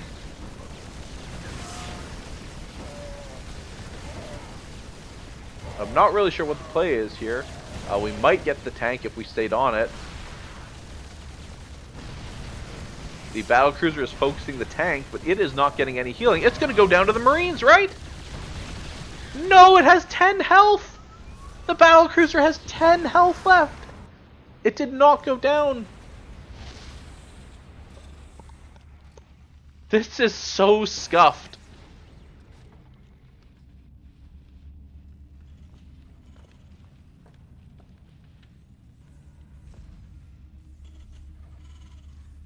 Get a turret up in each of your bases in the mineral line. Alright, we got 2 tanks going across the map. If these tanks siege, like, they're just going to die when they walk in. And we'll be using the barracks, I guess, to scout the high ground. No, don't run away from... Oh, he whole army hotkeyed. This is why you need the turret in your base. And now, the tanks are sieged up, shelling. The other battlecruiser is coming across.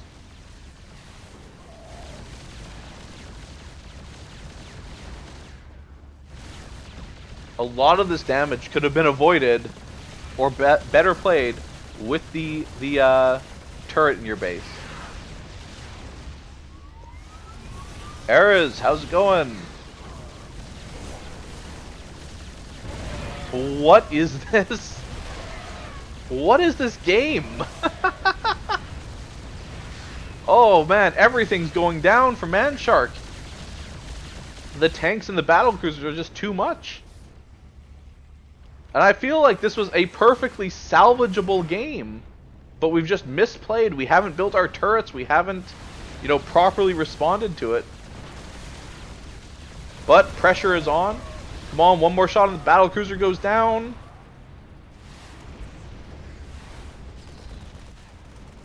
But there is not much mining going on over on the side of Manshark. Alright, the Vikings are going to drop down on the tank, probably, right? And take it out. Alright, one Viking goes down, but trades the tank it's worth. 2 more battlecruisers, 3 more battlecruisers coming across the map. And I don't think that Manshark has the army to actually stop this. He's building Marines, but 3 battlecruisers against a handful of Marines? No, the moment he scouted those battlecruisers, he needed to pump out more Vikings than he did, and he needed to get those turrets up. I think that this is going to be GG right here, the moment these 3 battlecruisers get there. We got SCVs going down, we got the tech labs on the barracks is going down, but stim pack completed, even though combat shield was denied. Marine stim, got a Yamato on the medevac. 1 battlecruiser goes down. But I don't think that we can chase these. Not with our current army. There are so many battlecruisers. Couple more Vikings pumped out. Jesus, 4 battlecruisers. Yeah, this is probably game. Yeah, Manshark calls GG.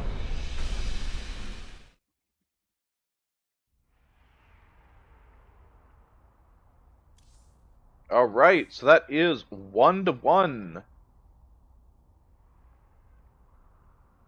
Manshark didn't expect BCs twice.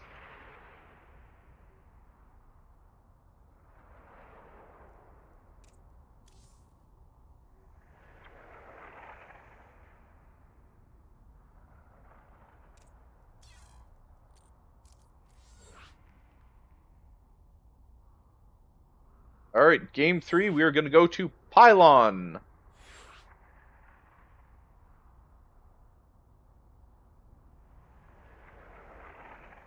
We are tied 1-1 in this best of 3 series. Kid B says go.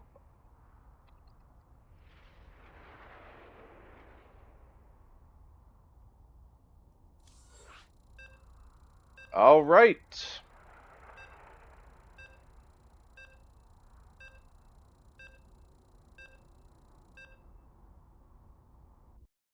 These games have been interesting, to say the least. Like, I don't have anything else to say. I don't watch that much Terran, and especially not TVT.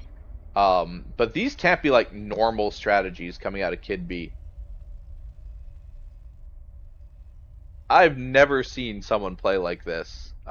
It's such a weird style to me. All right. In the bottom corner, for me forgetting to do intros, we have with the red Terran SCVs, Man Shark. And in the top corner, with the blue Terran SCVs, we have Kid B.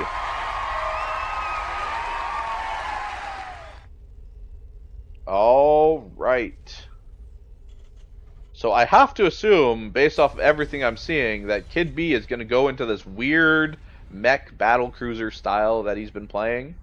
He hasn't shown anything else. He's building on the low ground, doing everything that he seems to have done previously.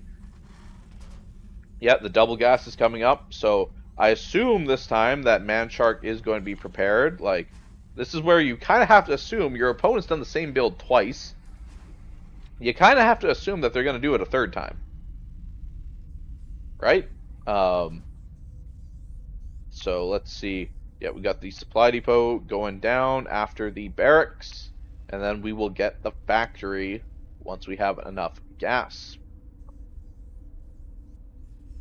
Man Shark is doing a 3 racks build to start. Are we just going to go for like a Reaper all-in? Or maybe a Marine all-in? I feel like this build is vulnerable to getting all-in early because you are teching straight to battlecruisers with basically nothing beforehand except a Reaper. I could be wrong about that though. I just don't see, since you know he's going into like a 3 racks, or sorry, not 3 racks, into a battlecruiser build. And if you're going 3 racks, I think you have to go for early aggression, right? Am I crazy? Like I've said, I don't know Terran that well. I don't know their build orders or timings. I'm a lot better with Protoss and Zerg. But I guess we will see how this shakes out. But if I'm Man Shark, I'm looking to be like early aggressive on this before he can start pumping out mech units and battle cruisers.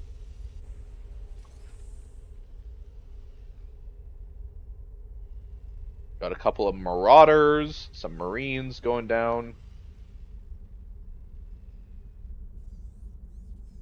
But there is a Cyclone coming out on the other side of the map, and that should keep him relatively protected.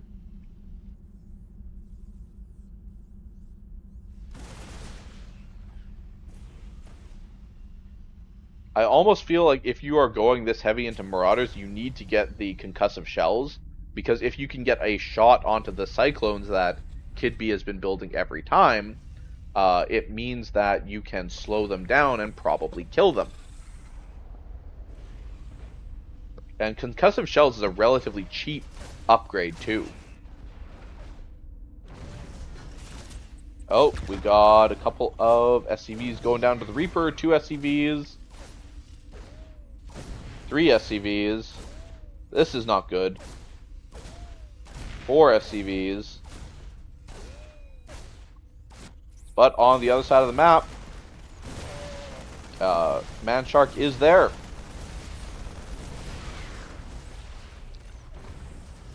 The Reaper still going. 7 SCVs. Brother, you have to kill this Reaper. And we're going to probably get the Cyclone soon. But there's a Liberator already in production. The SCVs have been pulled. This is not a lot of army. The SCVs can probably clean this up. 10 SCVs. 11 SCVs from one single Reaper that's not even being microed. 12 SCVs to 8, 9, 10. Will the Cyclone go down? It won't, because the Marauder was not being microed and started attacking the Marine. So the Cyclone is almost dead. What is this game, guys? Alright, we are getting the orbital up. You know, we are at 18 to 15 workers so far, but the fusion core is done, which means we can start pumping out the BCs. Now, I don't think that Kid B has the resources for BCs right now, because he's had to build extra army, extra cyclones, extra everything dealing with this early pressure. But once he does start getting the BC production up, I don't know that Manshark has anything that can deal with it on his side of the map. And Manshark is, you know, very behind from where he should be. All from one Reaper that just sat right here. Okay, we are trying to make something happen. We are getting the Cyclone low. Oh, Cyclone almost goes down. Oh, the tank pops out, but we might be able to snipe the tank. But the Marauder is attacking the barracks. Okay, we get both the tank and the Cyclone. And then the Marine. The Liberator is almost dead. It has 6 health. There is a tank in production. SCVs are going to finish off the Marauder that got move commanded. 4 more Marines run into the base. Snipe an SCV. Run to the mineral line. 2 SCVs go down. 3 SCVs. So I see 4 SCVs. Well, gonna get the mule probably? Nope.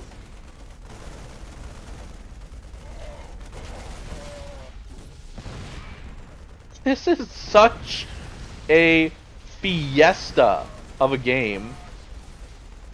The tank goes down. Another SCVs, another 2 SCVs. We are at 11 workers for the side of Kid B, and Manshark is just rallying Marines and Marauders across the map, trying to do anything to do damage at this point. The the bunker starts up again on the high ground. The Marines stim. There's no medevac to heal them. They snipe the SCV again, building the bunker.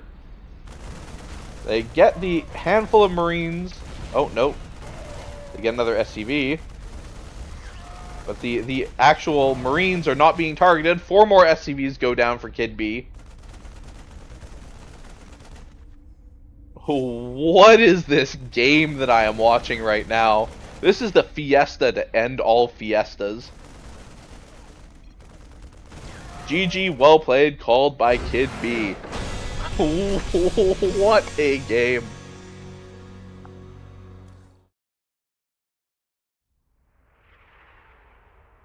That was nuts. That was insane.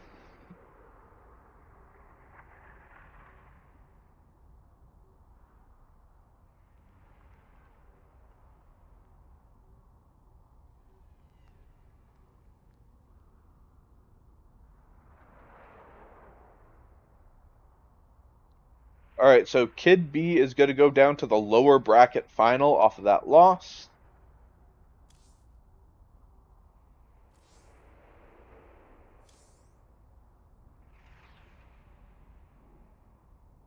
And Manshark will go on to the Initiate Finals. Currently in the lower bracket, it looks like there is a match going on between Saito and Milo88. And Kid B will play the winner of that match.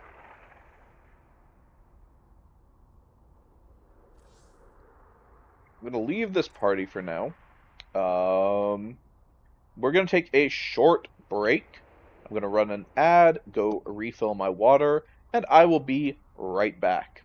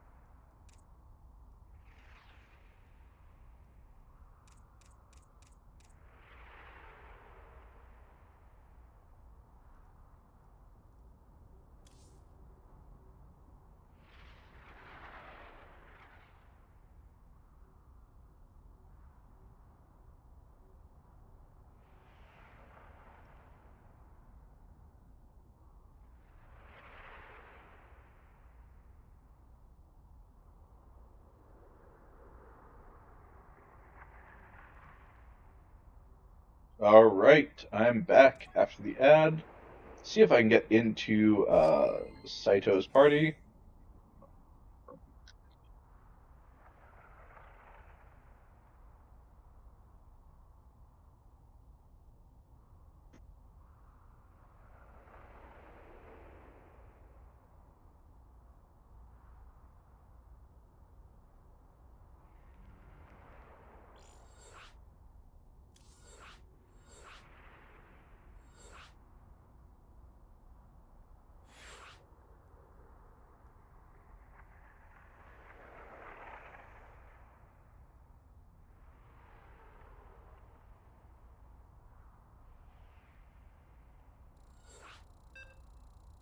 All right. So we are getting into this best of one, the lower bracket final between Kid B and Saito.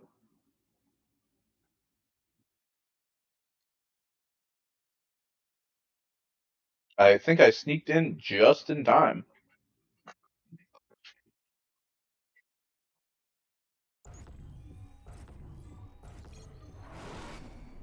All right. In the top corner of Tokamak LE with the Red Zerg drones, we have Saito. And in the bottom corner with the blue Terran SCVs, we have Kid B.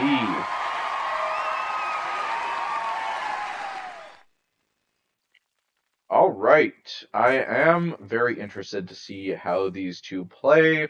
I'm wondering if Kid B will keep up the same strategy that he has shown so far, and if Saito will, um, how he will respond to that. I don't think these two players played each other earlier, but let me check um,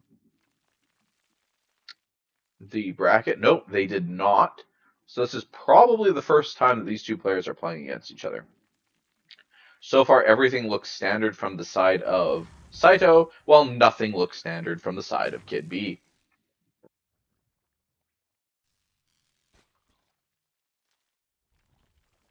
All right. Hatch, gas, pool, stock standard Zerg. We've got the low ground wall for Kid B, which I guess makes it a little bit safer to take his natural.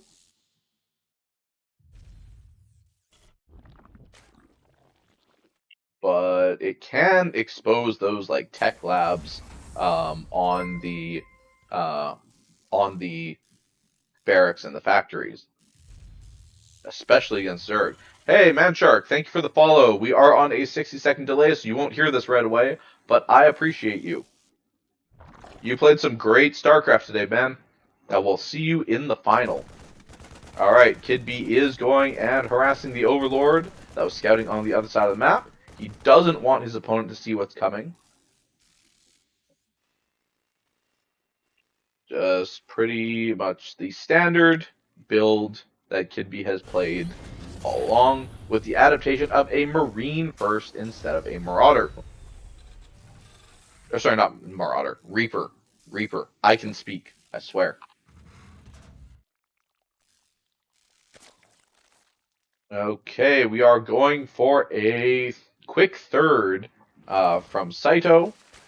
Queen pops on in the natural.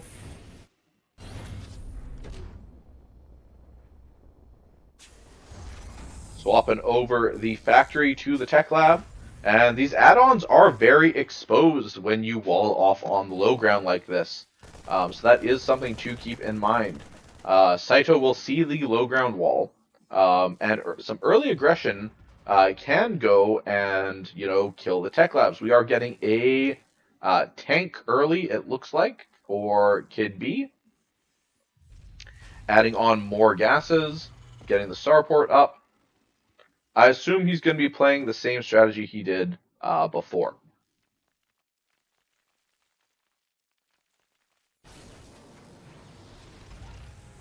All right, Tech Lab goes down on Starport, and the fusion core starts.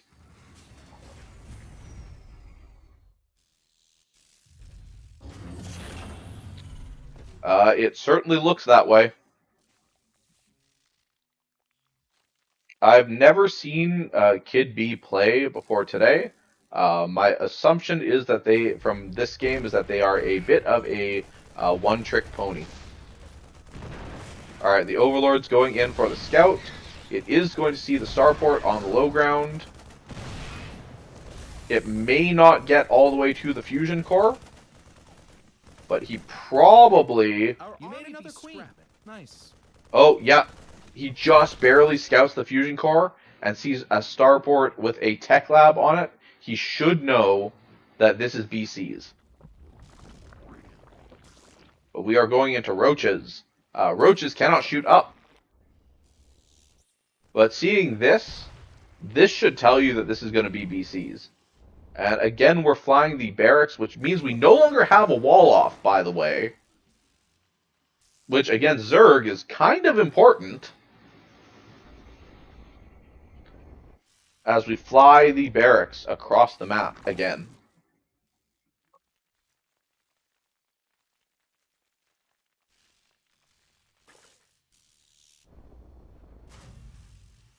Okay, we are going and fixing that, putting a depot in the wall, getting another tech lab.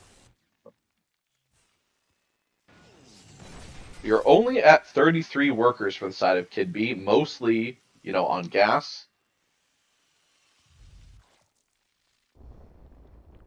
Yeah, you're not going to be able to land there, buddy. There's creep. This is such a weird strategy, honestly. Like, I wouldn't know, I don't think, in a game how to react to this. You know, seeing the double starport, which he, you know, Saito did scout the double starport and the fusion core, I would have a Spire already at this point. At the very least, a Hydralisk Den, which Hydras are not ideal to deal with something like this. We are going Roach production. We will be able to go over to the other side of the map and hit him in the face, but without anything to shoot up against these battle cruisers, and no spore crawlers. Like, this is a misread from Saito.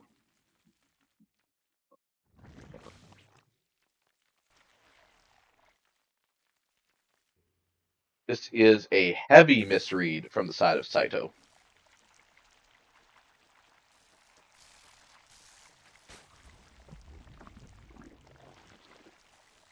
Alright, the roaches are going across the map. Fourth hatchery is starting, but the battle cruisers are on their way, and they are going to get spotted now.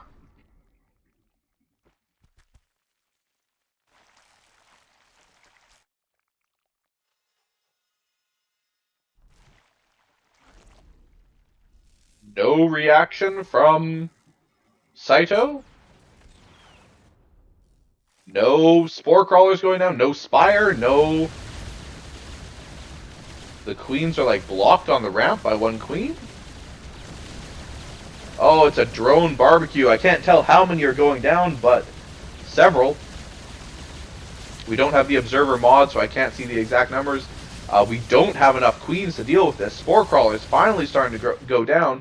We need like a Spire in the third. We have the resources for it, Saito. And the roaches are across the map. They are doing what they can to work their way in, but the wall of supply depots is keeping them out. Oh, this is a disaster for the side of Saito. One battle cruiser goes down. Maybe we'll get two. Spore crawlers are hitting it. But spore crawlers are a little less tanky than they used to be. Queen pops. Saito calls GG, and it is a win for Kid B, meaning our final is going to be Manshark versus Kid B. Saito just with some misreads, maybe not seeing exactly what he was going up against.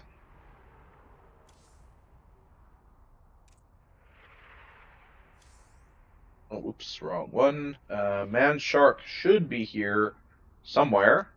There we go.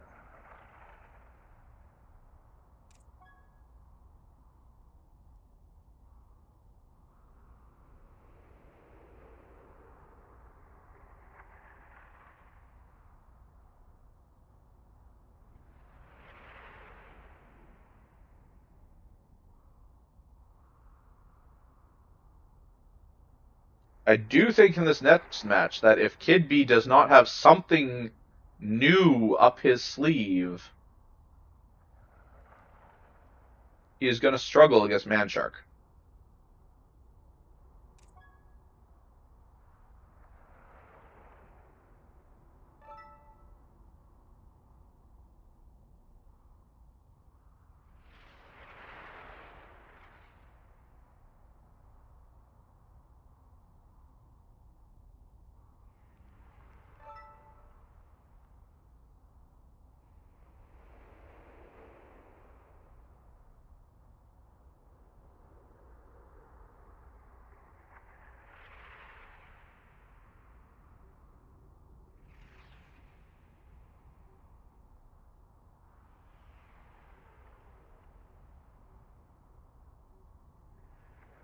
Forgot to change the icon for Saito to Zerg in the last one. Oh well, it's fine.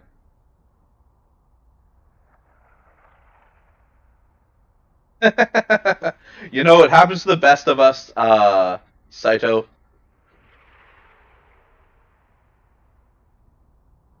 Torches for map 1.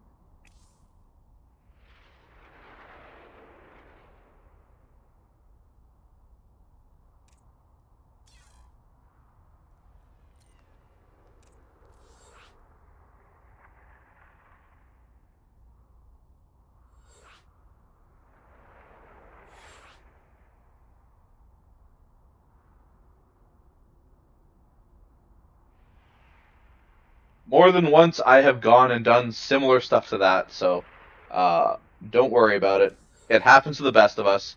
You had a pretty good tournament showing from the looks of it. You made it to third.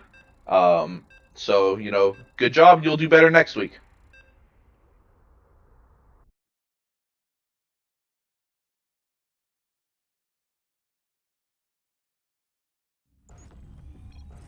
All right. So in game 1 of this best of 5 series, in the bottom corner, we have Kid B.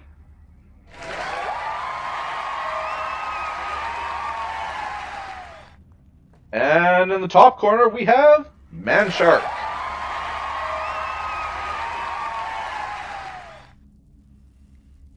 All right, so I assume at this point that Kid B is a one-trick pony. He goes for battlecruiser all-ins every game because that's what I've seen. That's all I've seen from him. But Manshark has now seen 4 games in a row because he was watching the last one that I casted, and he's played against 3 games against him. That Kid B goes for these battlecruiser cheeses. So he should have an idea that Kid B is either going to go battlecruisers or something else cheesy. And, oh, that's an early SCV scout. That's a little bit different. Ooh, did Manshark see it? I don't know if he saw the SCV or not. What are you doing, little guy? Why are you here? Oh, you're just there to be an asshole and harass the SCV trying to build a barracks, huh? Okay, a slight delay, and he does get the SCV, which is not ideal, but it probably will not affect anything in the grand scheme. All right, we see the double gas on the side of Manshark. Reaper is probably coming out first. This is all stuff that Manshark has seen before out of Kid B. He should know the playbook at this point and see what's going on.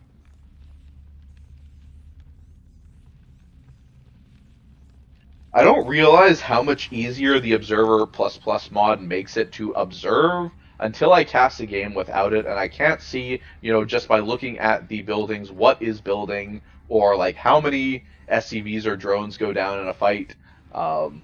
It really does make it a lot easier. Alright, so we didn't finish this, we just put it in there to wall off. Because we want to deny as much scouting as possible when we are going for some weird-ass cheese. Alright, I assume this is going to be a Cyclone or a tank first for Kid B. And then we are going to go into our normal battlecruiser production. And Manshark should have no reason to expect anything less. So maybe, just maybe, let's also build some missile turrets in our base. That would probably be a great adaptation from Manshark, is getting a few missile turrets in his mineral line.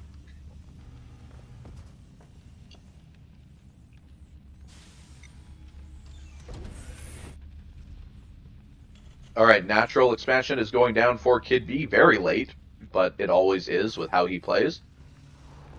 We have our starport up. Our tech lab is almost finished, but we do not yet have a fusion core.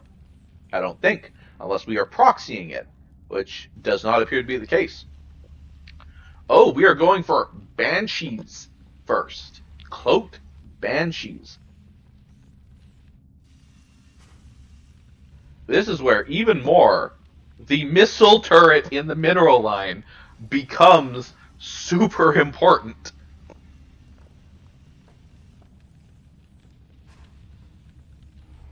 Alright, Cyclone pops. We've got a Cyclone and a tank for base defense. Banshee is about to pop. Cloak is about halfway done. So maybe Kid B isn't quite as much of a one-trick pony as I assumed. However, you know, he's showing very similar tendencies. Oh, we've got a Viking going across. They're just barely gonna miss each other. And then a whole army hotkey, I think, grabs him back to base. Or maybe a miss rally. Oh, this is just... They just barely miss the Banshees. Oh, are we going to drop a mule as soon as this hits? 50 energy? Oh, we did. We don't have a scan, guys. And there's no missile turret.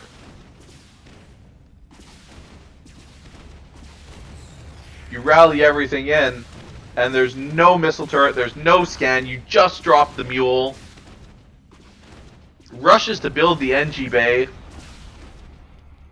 Now, this Banshee doesn't have too much energy. That's kind of the one saving grace, is it only has about 20 points of energy. Reaper is harassing as well. 40 on this command center. The Banshee will die like as soon as it pops because the Vikings are right there.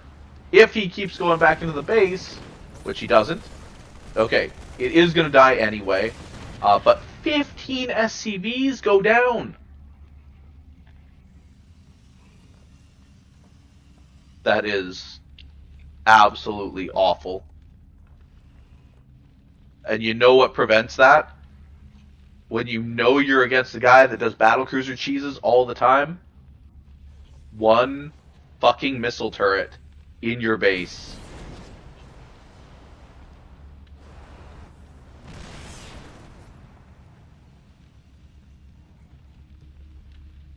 There's two. You can't go for the Viking drop.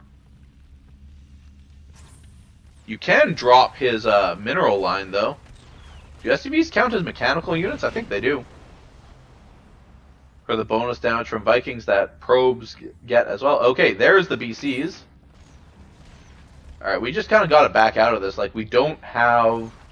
yeah, there's the battlecruiser across. Do we have a missile turret in the base yet? No, we don't! Manshark, brother, you are driving me nuts by not having that missile turret in your base. 6 more SCVs going down on the side of Manshark. We do have 4 Vikings here. That's probably enough with some micro to take out this battlecruiser that is focusing a tank for some reason. And dies.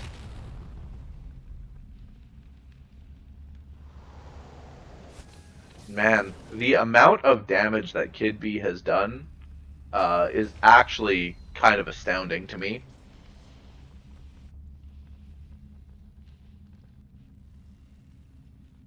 Alright, we are going across the map with 2 tanks and a dream. We are going to have a couple more battle cruisers on the way. I don't think that there's any more out. I don't know what he thinks he will accomplish with these 2 tanks, honestly.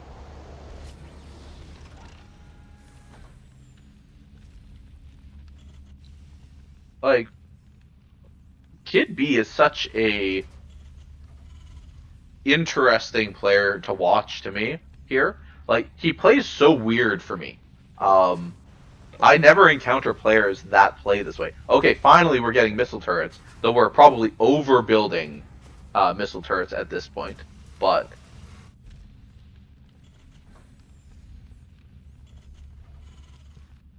I don't watch a lot of mech players in general. I don't watch much Terran. But I never really encounter players that play like this on the ladder either. Um, Not that I've been playing much ladder recently. Might play some ladder after casting today. Hopefully...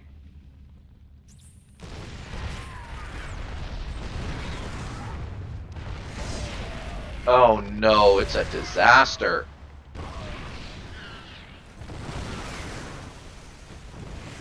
Those tanks actually got a stupid amount of value. We got battle cruisers going across the map. Luckily, we at least have some missile turrets this time.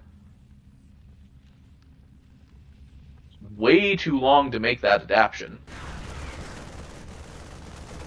Or adaptation, I guess I should say. Alright, the missile turrets were not being repaired. They go down. Thor with its long-range cannon shooting the battle cruisers.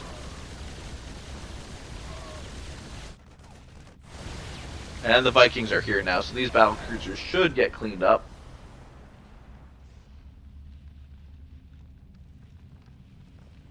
I think that Kid B is just like entirely throwing Manshark off his game with how weird he plays. And Manshark just like does not know how to respond to it.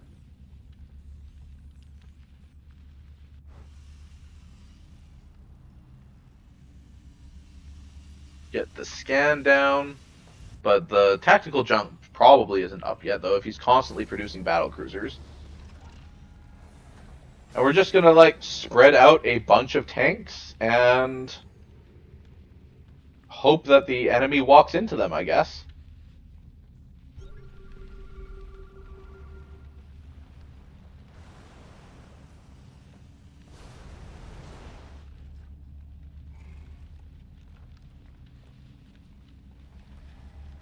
So I feel like a couple of Ravens with Interference Matrix would actually go a long way in these fights.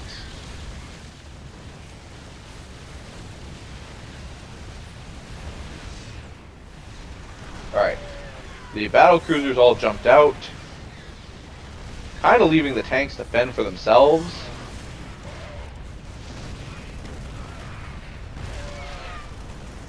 There's still a Cyclone kicking around. Most of this is going to get cleaned up, but we still have a couple more tanks and some more BCs. And we move out of the base, but we apparently didn't see the enemy that's right on our doorstep. We could lift this off so that it doesn't die to the tank. Good control of the battle cruisers from Kid B. Oh, we do get one, though. Come on, we need to fix this command center so it doesn't just burn to death. Liberators will be good for stopping these tanks. How many factories are we up to? We're up to 3 factories, 3 starports. Got a bunch of injured battle cruisers at home that are being either not repaired or slowly repaired, and I think we just whole army hotkeyed them. Kid B is floating 3,000 minerals right now. Yeah, there's just a trail of mech going across the map.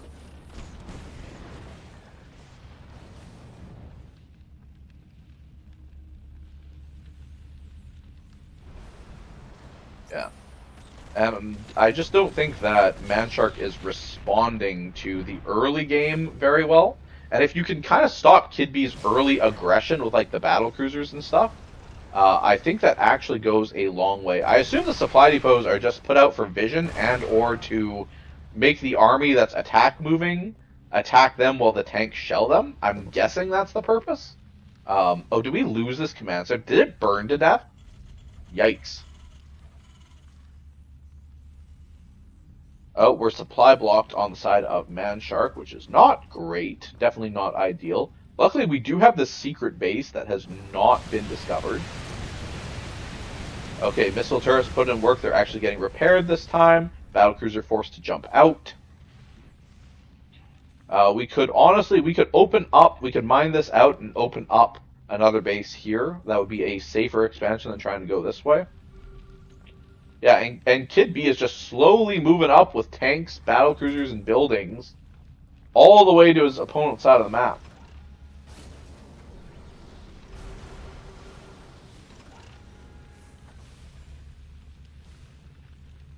I guess this style doesn't work. I probably don't see this very often because it probably just doesn't work against Protoss. Like, oh, 2 battlecruisers go down? Maybe? 1 for sure, but I think 2. Gotta be careful. A scan will... You're in range of these tanks, buddy.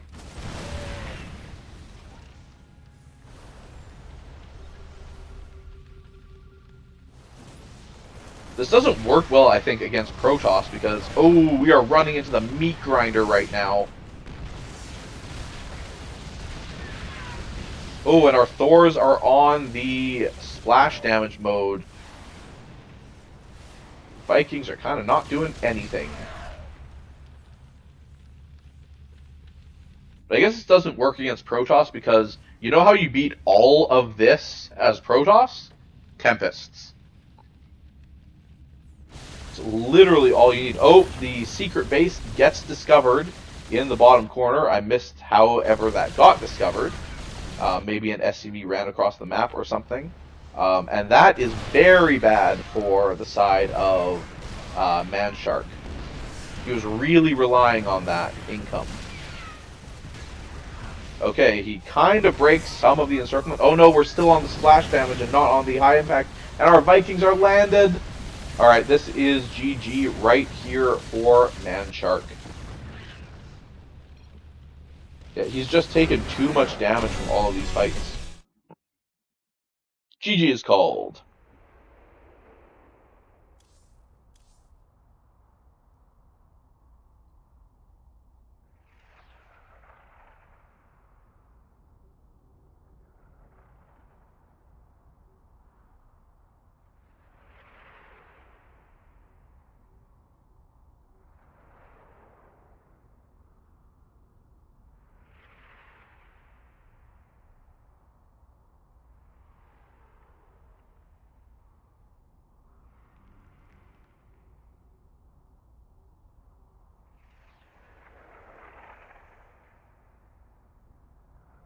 Okay.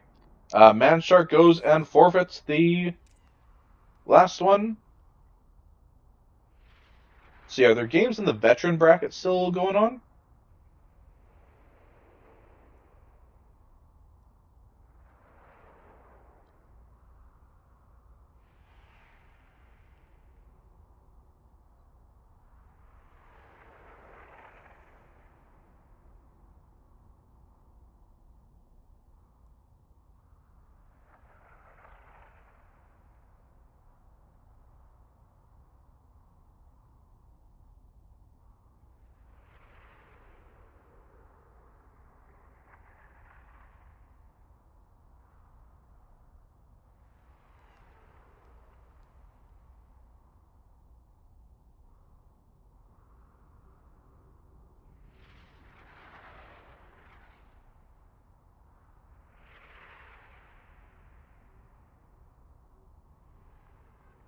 Gonna see if I can find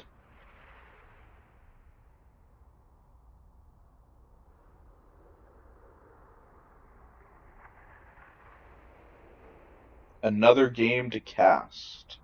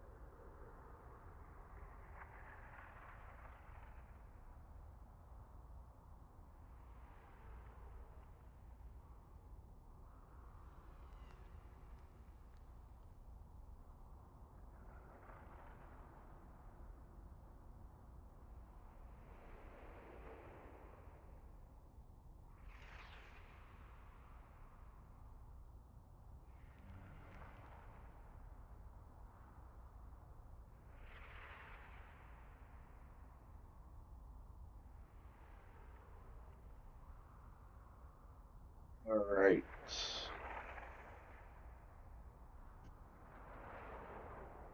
Not seeing anyone else looking for games to be casted. So I might just jump into some ladder. I don't want to wait too long. And then I can always like jump out of ladder um,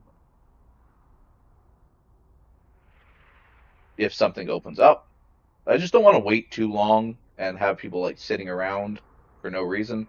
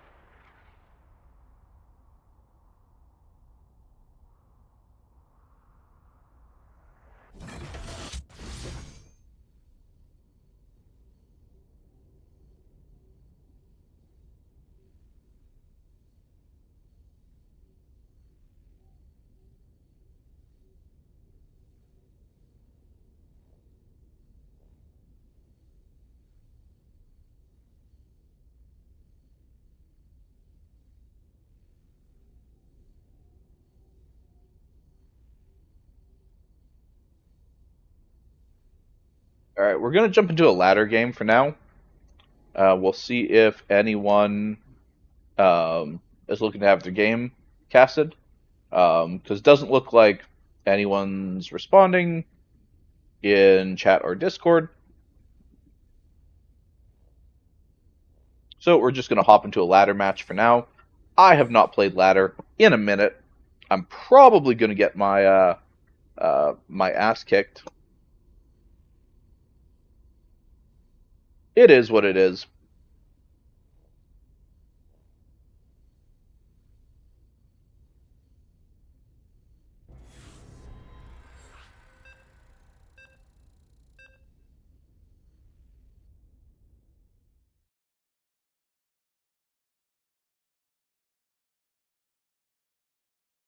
All right, we're going into a PvZ on torches.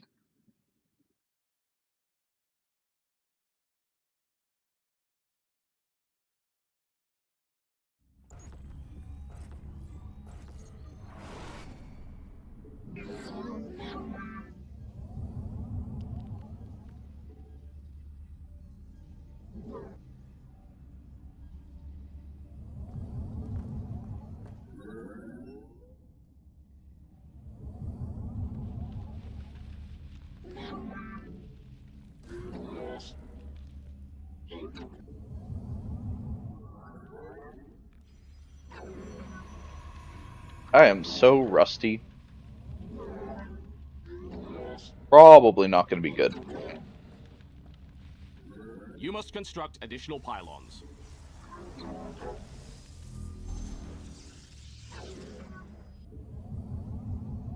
You're flat broke, mate. Get some more minerals. Mine more minerals. Quickly now.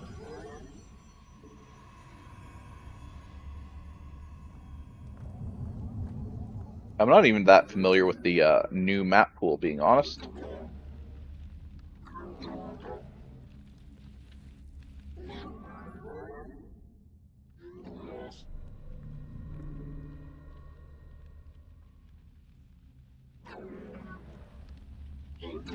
You're flat broke, mate. Get some more minerals.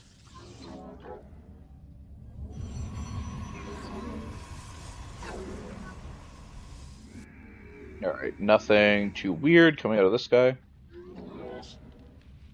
Am I lagging? Something feels a little bit weird. Might just be that I haven't played in a long time. That could be it. You can't build that just anywhere. Place it in a power Oh, field. fuck. My pylon is badly placed. Because of course it is. It's fine.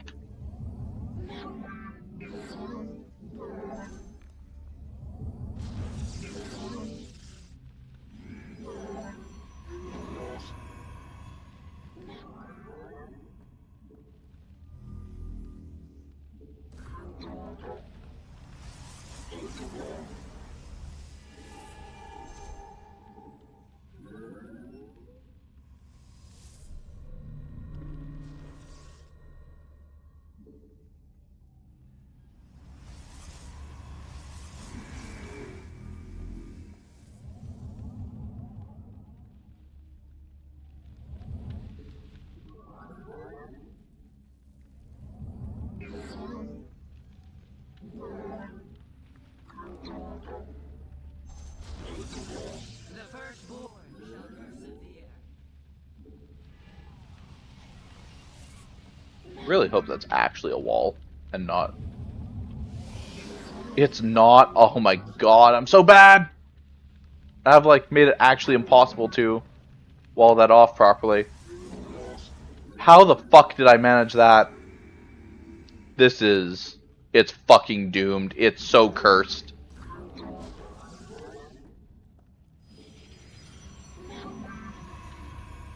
Give us your combat awaits.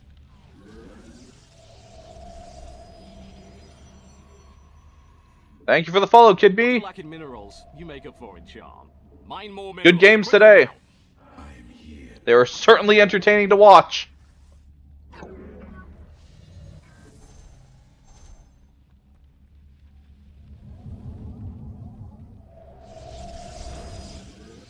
My most cursed fucking wall ever. Holy shit.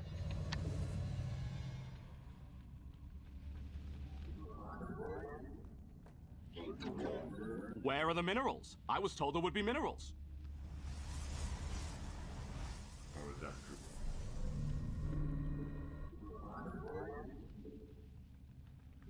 Systems at full.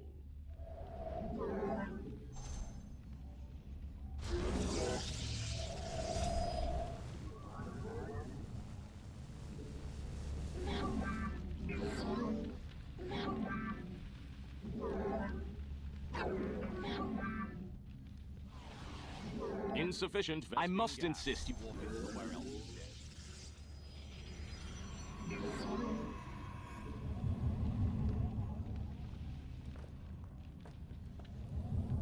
I cannot believe how unbelievably cursed that wall is. I said I was rusty, but holy shit. Warp in more pylons or nothing's getting done around here.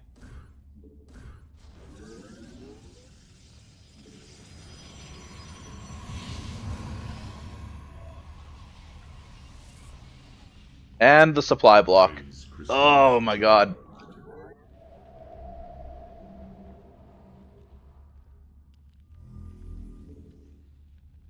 Annihilation commencing.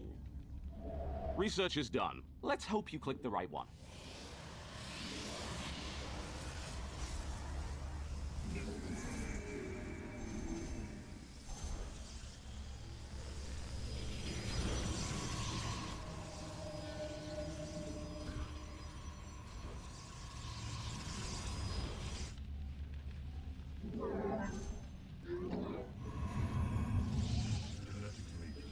Active.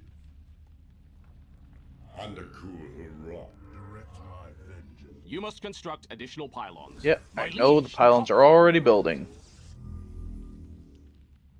Our charge. Kinetic matrix. Charge. For glory.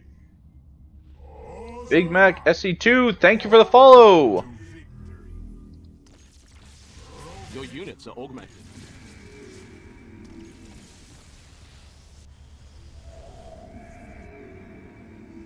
Kinetic matrix.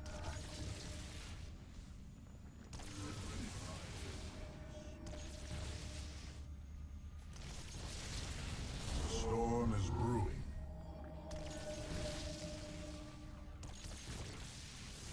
Confirmed.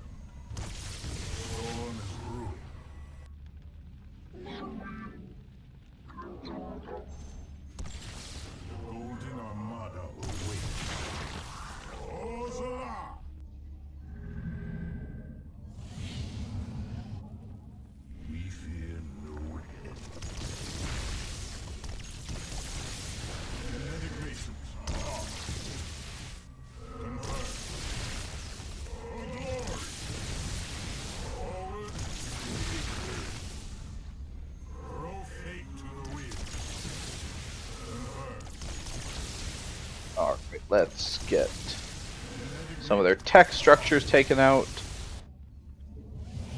We'll prepare for the swap to a Zealot all-in.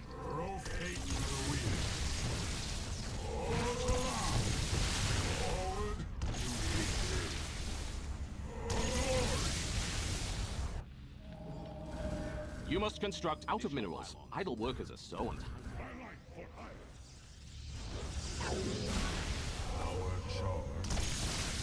Storm through. For glory. Storm through. Throw fate to the wind. Ozola.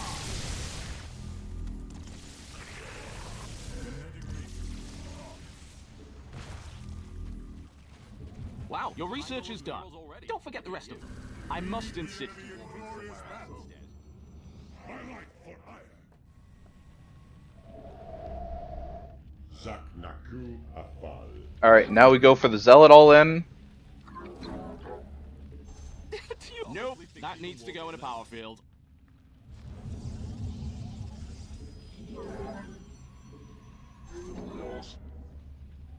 I have not been macroing well this game, but This vessel shall avenge.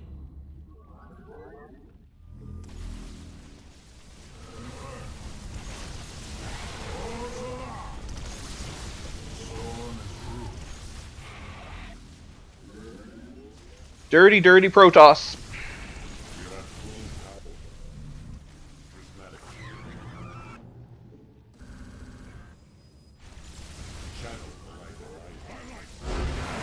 Not even a GG out of the opponent. Oh, well.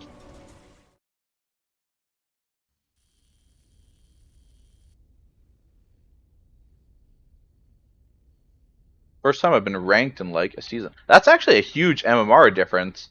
Why was I matched with someone 200 MMR below me? And 100 APM up on me, goddamn.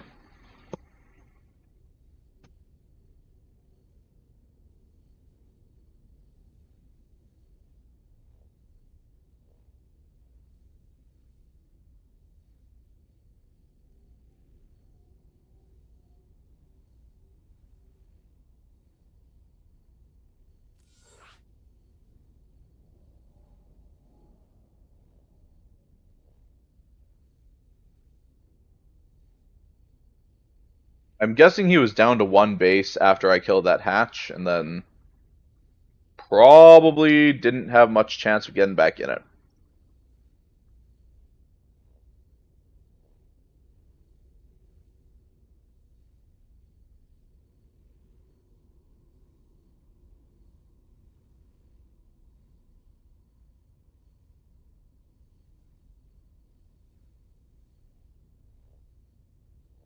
All right.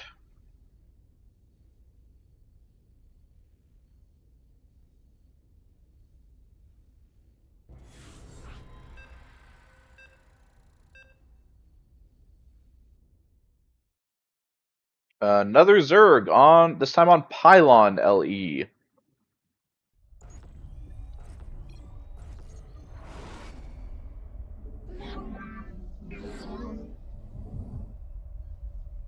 I am very rusty. I have barely been playing. I've been doing some weekly casting, but pretty much not playing any SC2 for the last several months. A little bit of campaign, because I like going through and playing the campaigns every once in a while.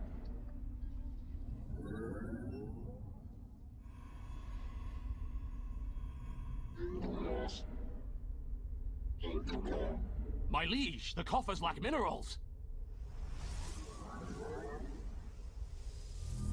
Alright, we are not going to have a cursed wall this time. It is going to be a beautiful wall.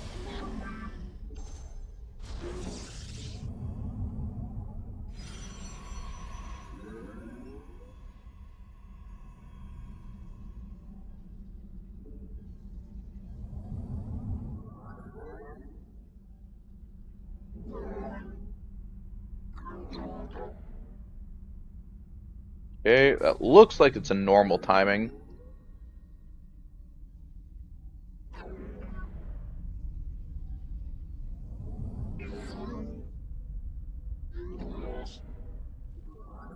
Yep.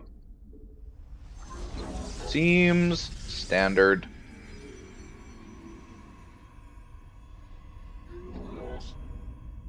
Mine more minerals, quickly now.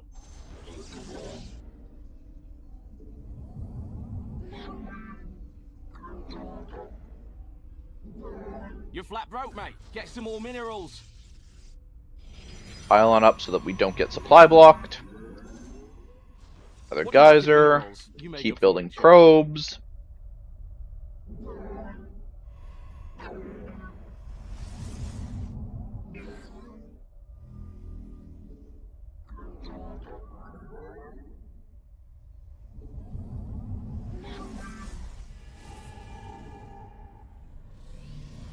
Not enough minerals. You're flat broke, mate. Get some more minerals.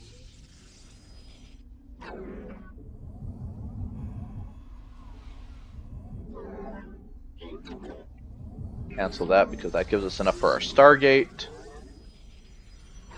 The firstborn shall persevere.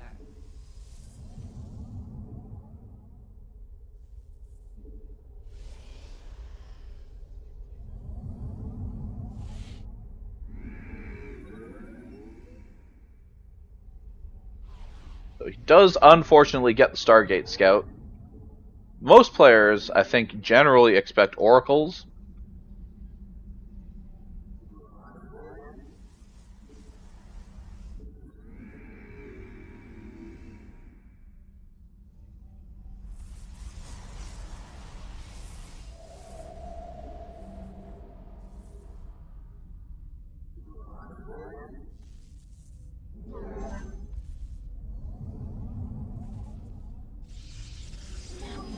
Glory to the Daylong.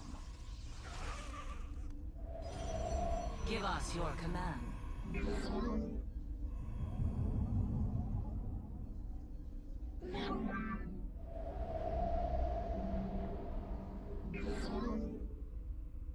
Need to get my fleet beacon.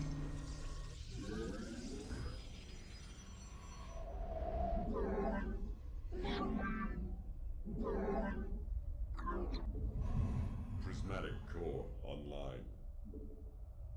Undercooled. Don't know if they saw the Void Ray or not. Be heard.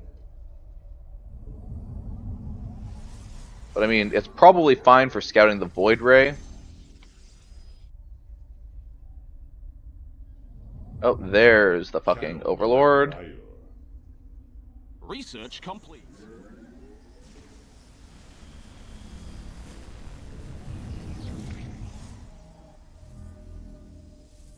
What do you lack in minerals? You make up for in charm. We are at full power. Annihilation commencing.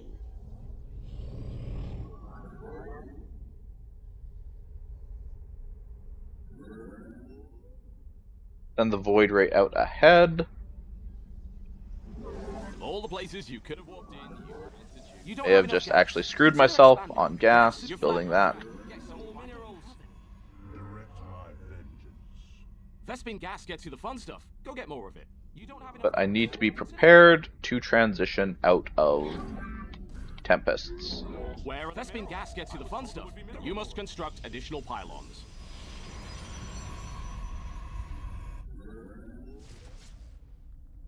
Process. Vengeance. This vessel. We fear no enemy. You don't have enough gas. Consider expanding. Genetic matrix active. We seek justice. Forward. Now on high. Genetic matrix charged. The storm is brewing. The Golden Armada await. Our charge. For glory. Ozala. Confirmed. Rotate to Your units are augmented. direct my vengeance. Phase precision. We seek justice. For glory. The storm is brewing.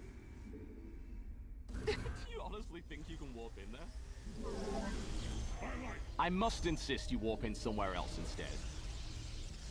Glorious combat is Was your upon base us. burning to the ground part of all the places you could warp in more pylons or nothing's getting done around here? My life for hire. We serve their God. You must construct additional pylons. You are fresh out of minerals at that base. Faith.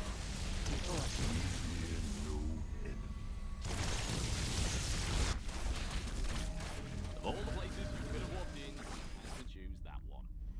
My life for hire. The storm be embraced. The glory of battle. All integrity failing. Did I lose a Tempest? Warp in more pylons or nothing's getting done around here. My life for hire. Kinetic link. We are at full power. Cast our shard. Channel the light of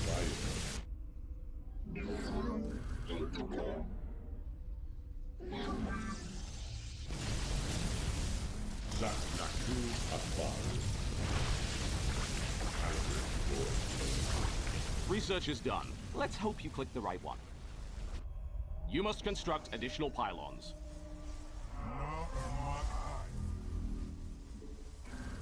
Your flat road just get somewhere else in the power field. My life for hire. I actually built too many Tempests, but it's probably fine. Kinetic matrix charged. For glory. Throw fate to the wind. You are fresh out of minerals at that base. We embrace the glory of battle. We meet the enemy in glorious battle. Not enough minerals. I think I've got enough Tempests, I'm actually fine. Jesus, how many bases did this guy build? Justice be done. Command me. By your will. All integrity failing.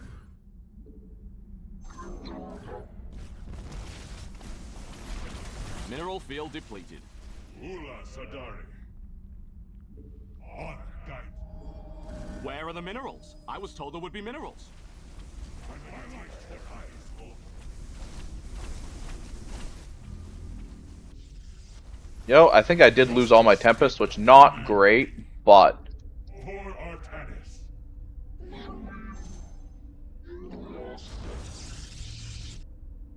Orin Shisal. Gasar, Native Wheel. Na Adan. By your will. And Tara Tassaka. My meditation is over. Ula Sadar. I remember when this was all minerals. Now look at it. For Artanis. On guide.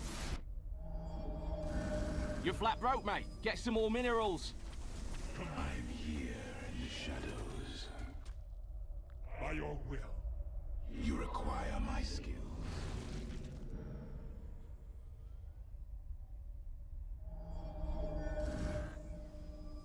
We seek him. Casa de Templari.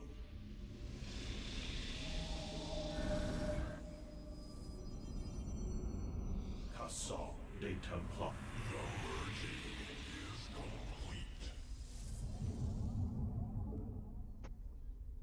The merging is complete.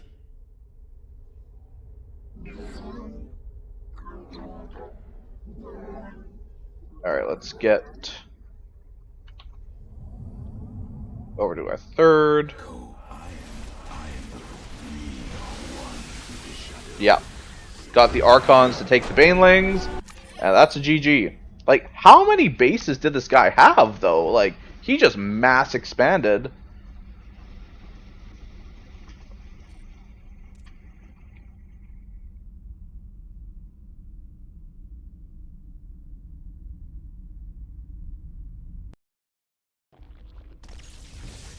Like, I'm over here harassing him at 5 minutes with the Tempest, which, that's a little bit late. I wanted to hit a little earlier. I think I got supply blocked. And he's just got Zerglings. So, I should have had a shield battery here, honestly. This was like A horrible Artosis pylon. And I definitely should have expanded faster, like. But then he's going for an expansion here, he goes for an expansion here, he rebuilt this like how many times?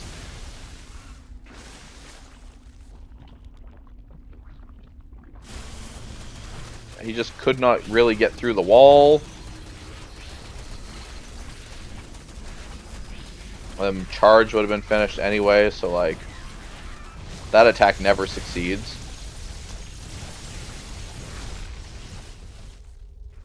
Forced the Corruptors out. Like the swap back into Zealots after you force the Corruptors out.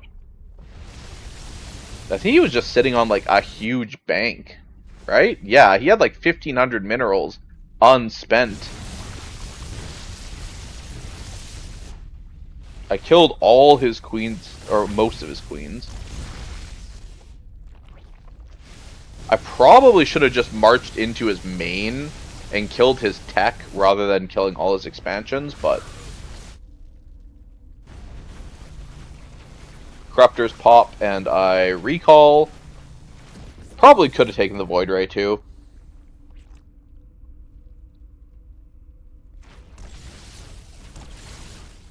And then the Zealots go across. They kind of split up for some reason. Not entirely sure why, but it works out. And then yeah, he's rebuilding all his bases. And he has 900 minerals basically worth of hatcheries in production. And he's just spending that and still has like 1,000 minerals in his bank. Wow. Well, that was a game. Oh wow, that's another like 200 MMR below me opponent. That's kind of weird.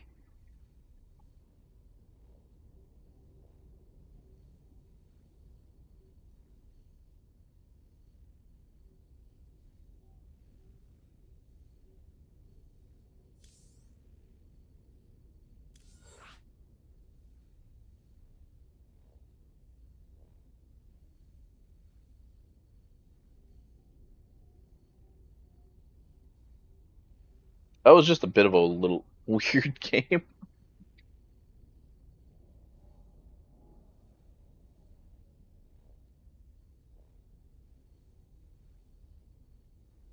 I think like the important thing with that Tempest Rush is that you have to be ready to swap out off of Sky Toss and back into some form of a ground toss army. And Zealots seem to be the best, because people don't seem to expect that. Also, we got over our 100 follower goal today. I think we're at 102 now. So, thank you very much to everyone that followed the stream today. Kid B and Big Mac SC2 pushed us over the 100 follower mark. And Manshark. Oh, another Zerg.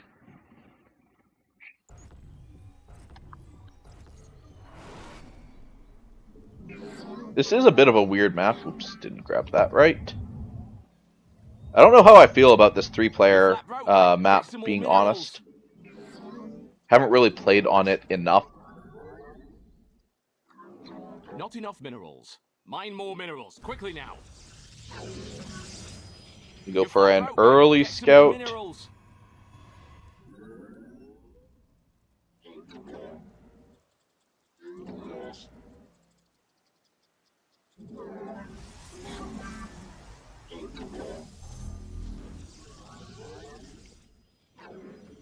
No more cursed wall-offs like my first game.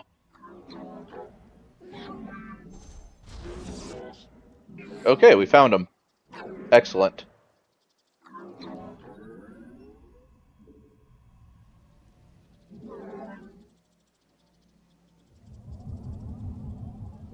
Should have chrono boosted this. A little bit weird. Where's the spawning pool? Where's the anything?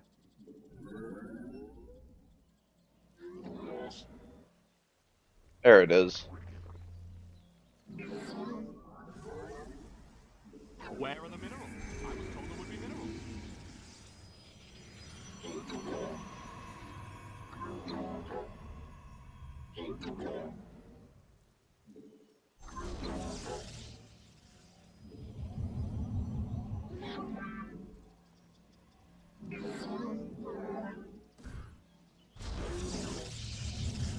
Make sure we don't get supply blocked.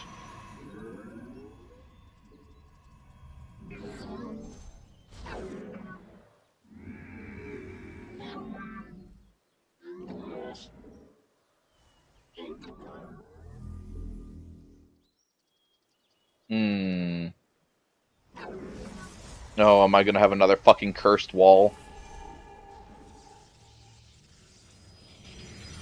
Yup. Fuck. I said no cursed walls this game.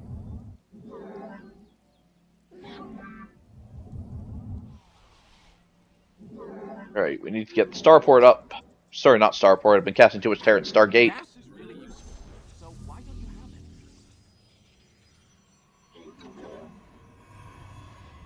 Glory to the Daylong. Mine more minerals, quickly now.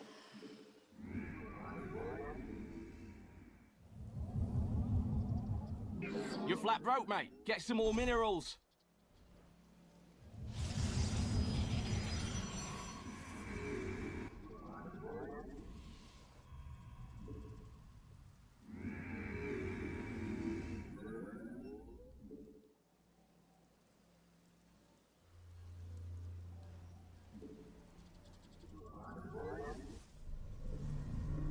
Where are the minerals? I was told there would be minerals. Alright, then the Void Ray.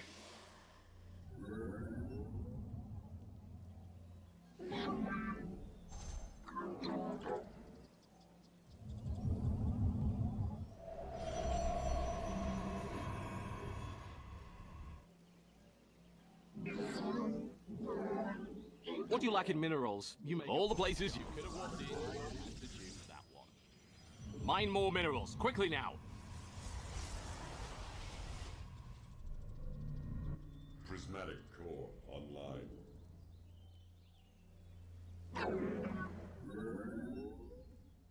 I must insist you warp in somewhere else instead.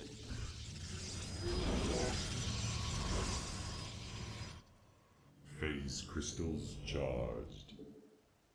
Calibrating void lenses. Actually terrifying right now.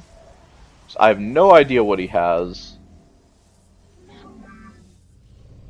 Your research is done. Don't forget the rest of it. This vessel shall evade.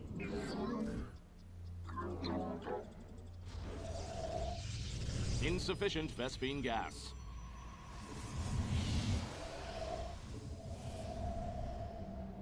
The firstborn shall persevere. Got a couple of extra adepts. You don't have enough gas. Consider expanding. Insufficient Vespine. You're flat broke, mate. Get some more minerals. You can't build that just anywhere. Where are the mineral power? I was told there would be minerals. Genetic matrix active. What do you lack in minerals, you make up for in charm. There's just not enough energy to do that right now. Throw fate to the wind.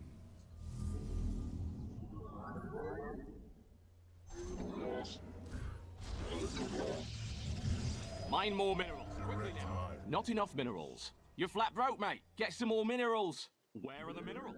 I was told there would be minerals. Confirmed. Phase crystals charged. Now mark iron. Forward to victory. Power charge. Insufficient Vespine gas. Matrix active. I must insist you warp in somewhere else. My liege, the coffers lack minerals. We fear no Alright, the timer has Upgrade's begun. done.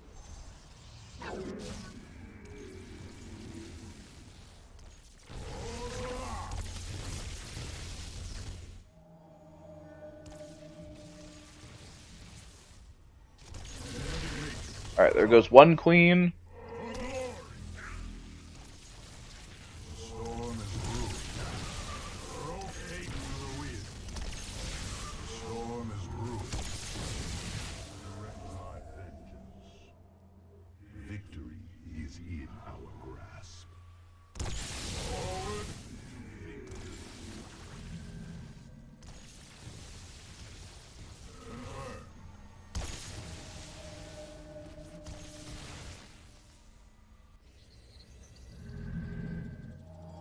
Do you honestly think you can warp in there?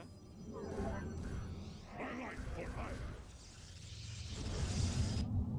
The Golden Armada awaits.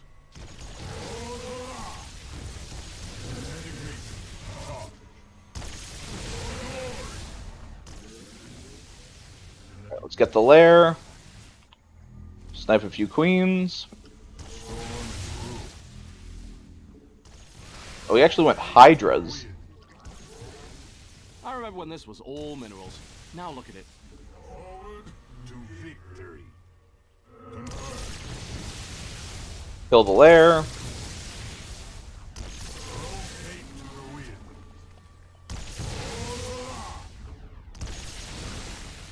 Storm is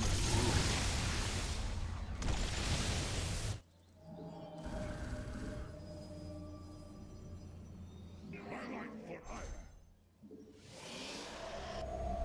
Our charge. Okay, that is. Kinetic matrix. Charge.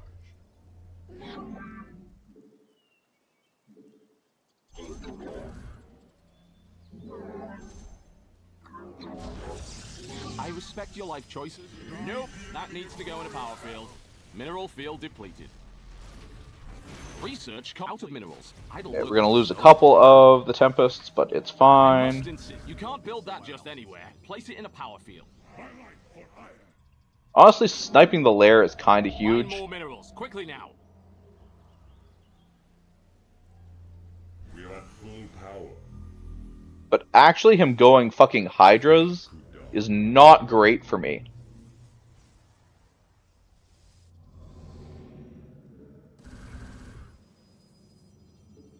I will assault de Templari. I wish I had Storm. I don't have Storm. My charge.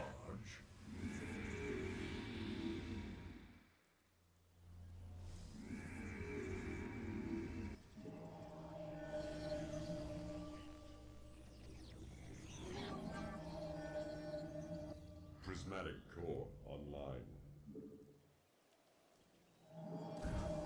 We are assault de Templari. Cast. You are fresh out of minerals at that base. Calibrating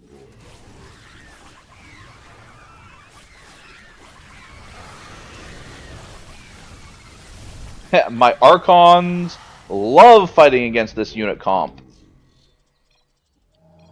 I respect your life choices, but you simply can't warp in there. Damn, he like massively expanded, but I think losing the lair probably hurt a bit. I actually was kind of worried, I'm not gonna lie.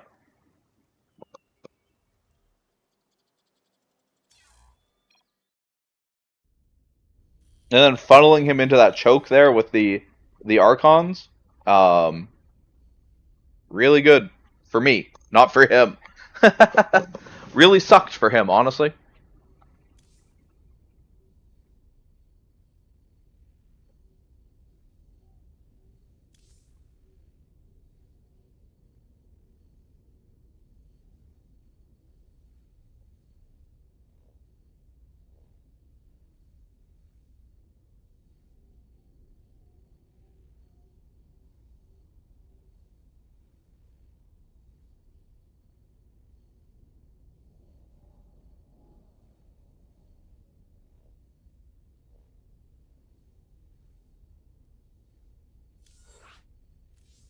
I didn't look at what the MMR of my last opponent was.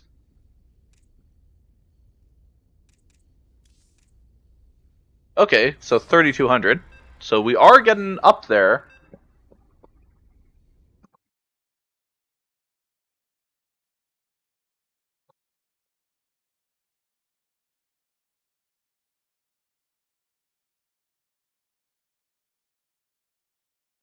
A Terran. Okay. Bit of a different matchup. Our normal Zerg.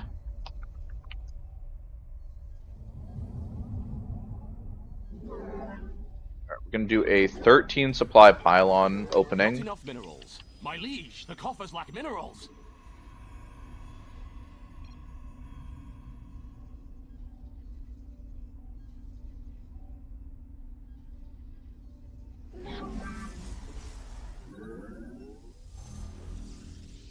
Where are the minerals? I was told there would be minerals.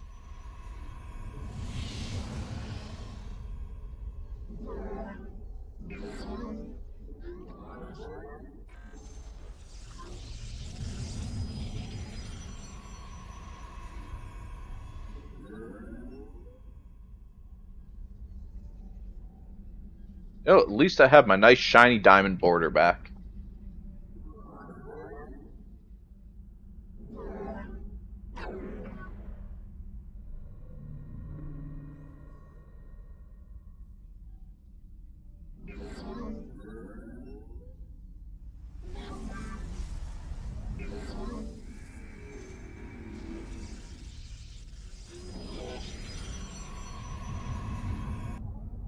Doesn't look like we're proxying anything. It's always a concern with Terrans.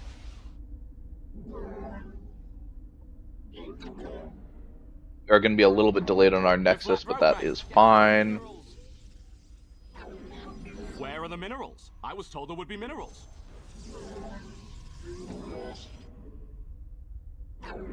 Not enough minerals. You're flat broke, mate. Get some more minerals. Not enough minerals. You're flat broke, mate. Get some more minerals.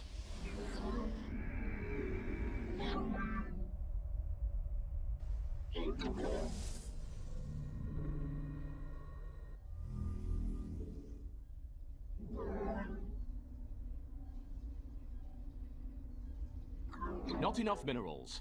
The firstborn shall persevere. It shall be done. Faith before fear. We serve with pride.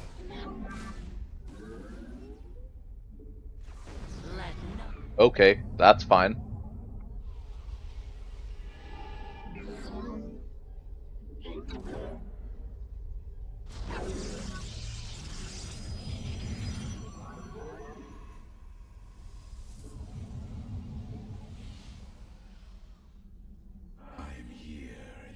My liege, the coffers lack minerals.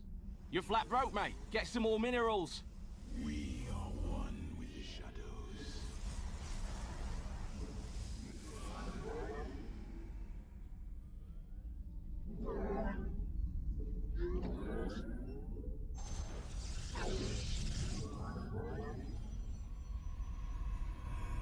I am the voice of the eclipse. One of these has got 50 energy. Actually, Warp Gate's almost done, but it's fine. Let's get a couple more gateways up. Where are the minerals? I was told there would be minerals. You're flat broke, mate. Get some more minerals. Cold is the void. Research complete. La Farosh, on the wings of justice. Phoenix Scout. Mine more minerals, quickly now. I am here in the shadows. See what he's got. Shazul du Templari. Understood. A tech lab. Is this battle cruiser? Engaging the enemy. I will comply. Do you honestly think you can warp in there? You know, we're probably going to put up a couple of safety pylons just in case, because the tech lab is a little Your weird. probes are in a hazardous working environment. Your army has encountered the enemy. My liege, the coffers lack minerals. I am here in the shadows. You require my skill. Oops. Grabbed a whole bunch of extra probes that I didn't need to.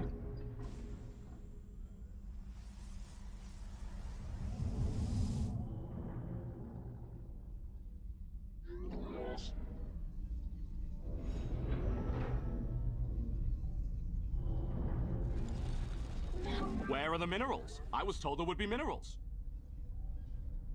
I am the heart of dark. I am the voice of the eclipse.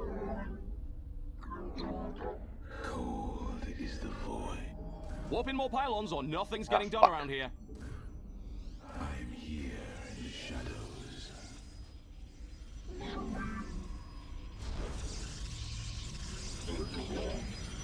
Yeah, the tech lab is still weird, Combat and I'm expecting like a banshee or something. My liege, the coffers lack minerals.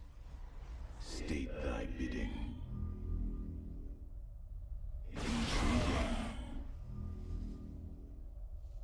For the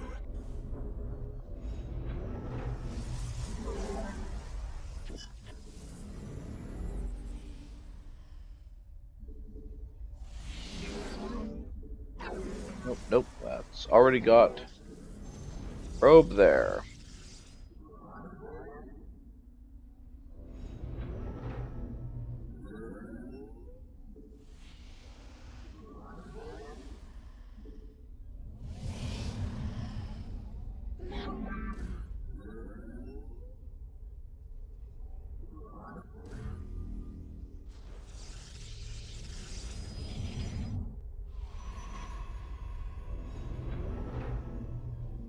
Okay. I Your base is under attack. We're all gonna die.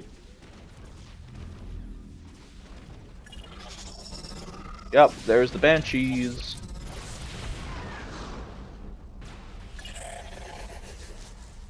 You just upgraded your units.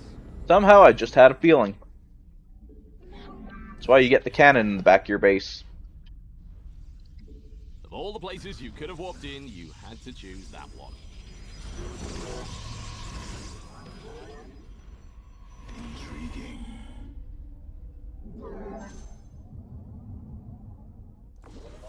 Your research is done. Enemy Noah Fury.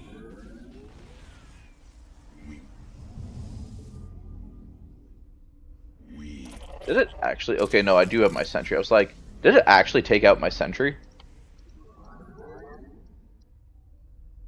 cold.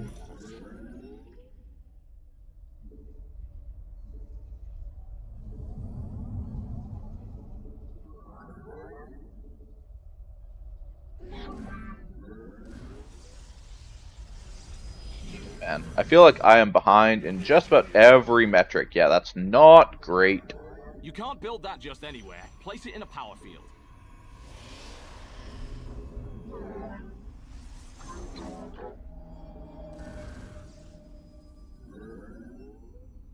I am here in the shadow.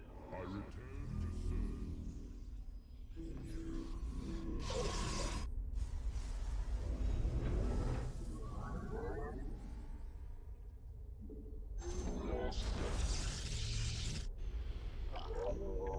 Did he see it? Mineral field depleted.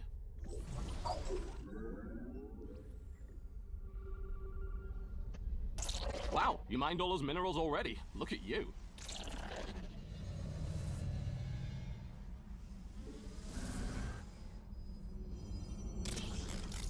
I am here in the shadows.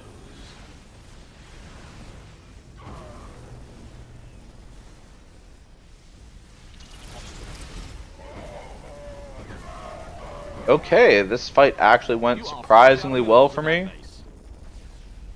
Thank God for that observer. Holy sh! Oh, he's got a tank on that high ground still. I need more gateways. I don't have enough production. You just upgraded your units. Maybe keep doing that. Not enough minerals.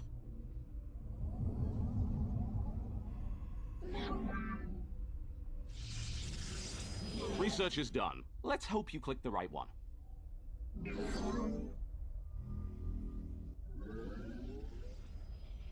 We are one with the shadows. Na Adan Atum. We embrace the glory of Well, that's one more tank gone. Require my state thy bidding. I return to serve. I'm still only on 6 gates, which is really not ideal, but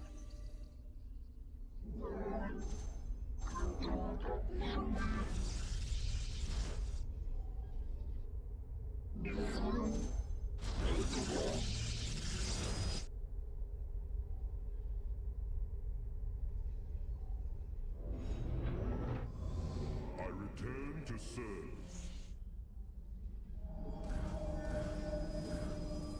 Insufficient Vespine gas. Song de Templari. Song de Templari.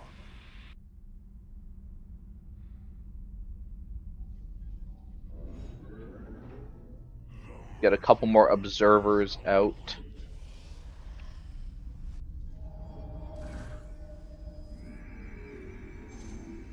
I like for ire. Caladoro.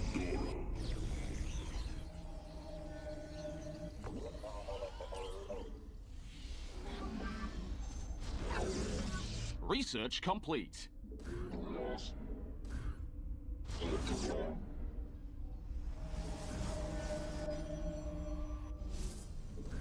Song de Templari. Research is done. Song Let's hope de we bring the right Templari. one. Upgrade complete. Mineral field depleted. Do I still have... Nope, sentry died. Let's get another sentry up.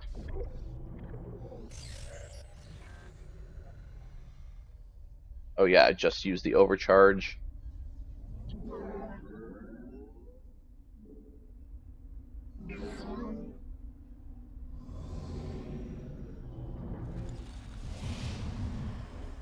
Gas is really useful, so why don't you have any? Okay, here he comes. Thus I serve.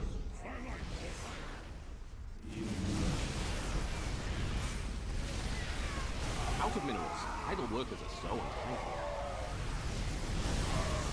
Not enough energy. Your probes are under attack.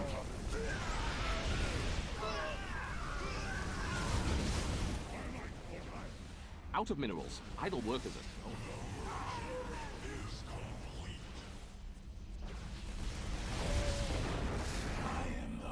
Alright, I need more anti-air. We are one with the shadows.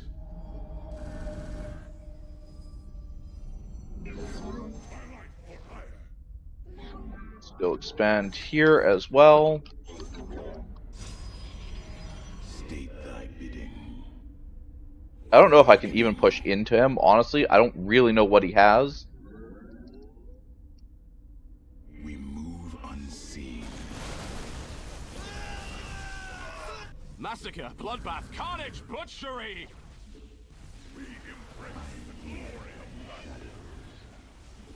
Very well. Intriguing. It shall be as you say. I serve. Let our enemy know our fury. You know, if you can kill a dozen SCVs, and I think this is what I see some of the initiate players doing, that's almost better than killing a command center in many cases, because it's a higher mineral value. They have to remake those. Very well. I serve. For now. Yeah, trying to get a secret base up there. I don't think so, buddy. State thy bidding. Upgrade complete.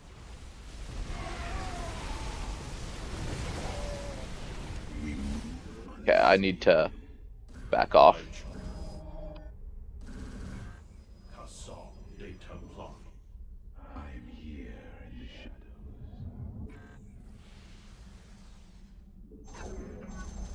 Wow, you mind your units are augmented. That geyser is fresh out of gas.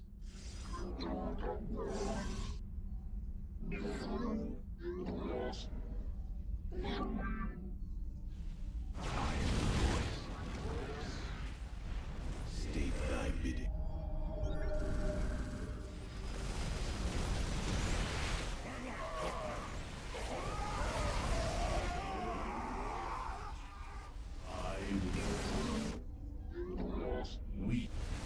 are fresh out of minerals at that base. Thus I Templar are serve. so fucking slow! Mineral field depleted. You are fresh out of minerals at that base. We are focused.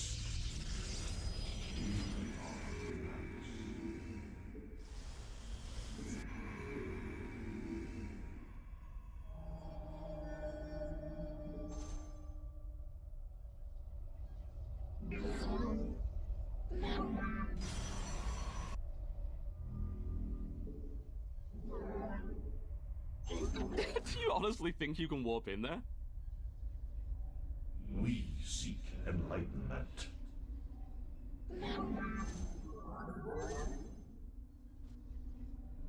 Mineral field depleted. Alright. I return to Build a couple more Colossus, just for a little bit more splash damage that isn't Storm. Casa de Templar. I remember when this was all minerals. My life for ire. Justice be done. Uno. We are the light of the Kala. Olak Natal. Thus I serve. But I need some Tempests to dig this Terran out of his hole.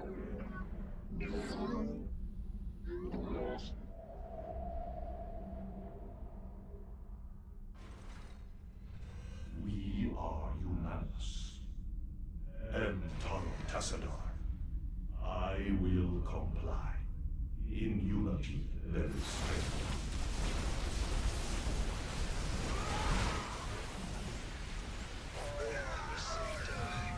You need more energy. Have you tried green tea? There's just not enough energy to do that right now. Oh, fuck, he EMP'd my fucking Templars. You're engaging the opponent. Be Wow, you mined all those minerals already. Look at you. That geyser is done. Your workers have lost. You are fresh out of minerals at that base.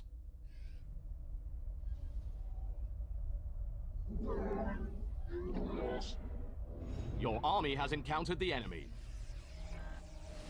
Your pylons are under attack. Oh, fuck, they were off in the middle of the Minerals. fucking map. Your workers are so untight. Those explosions you hear, that's your base being flattened.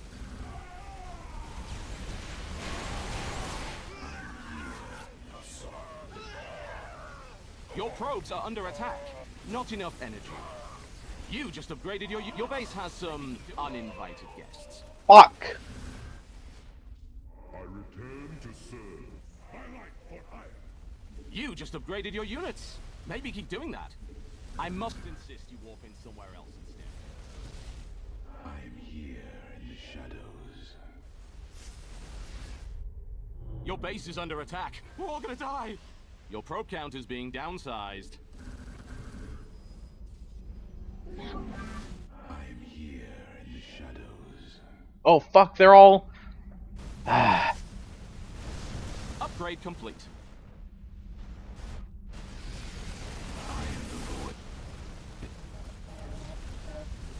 We embrace the glory of that Casa. You need more energy. I'm here in the shadows. Base is under attack.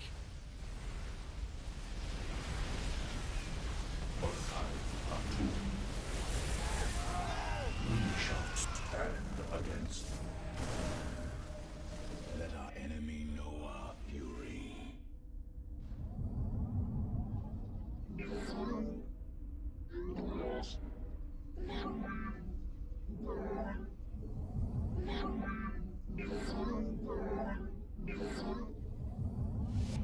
You require my skills. I don't want to alarm anyone, but the base is being attacked. Your probes are in a hazardous working Here environment. in the shadows.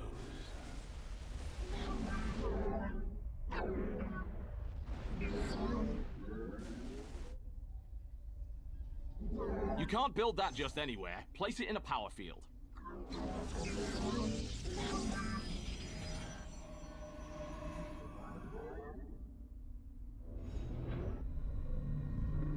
State thy bidding. I don't understand how I went from winning this so hard to losing this.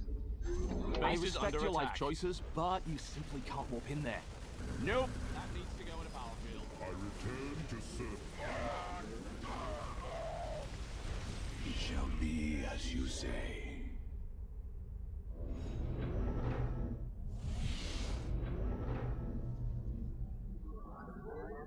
I was winning this so hard, and now I am losing this. Upgrade's done.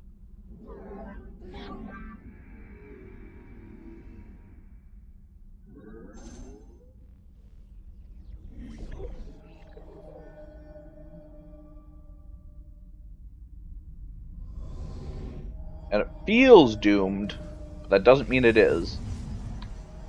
You're flat broke, mate. Get some more minerals. My life for hire. I heed the call.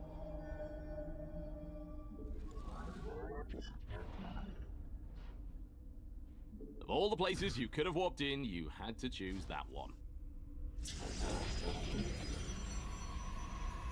We seek enlightenment.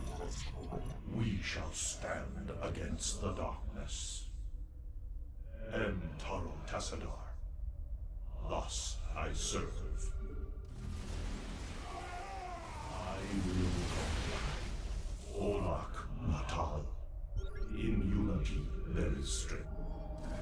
You're flat broke, mate. Get some more minerals. My life for hire. Your base is under attack. We're all gonna die. Taro Tassadar. Oh my god, fucking ghosts!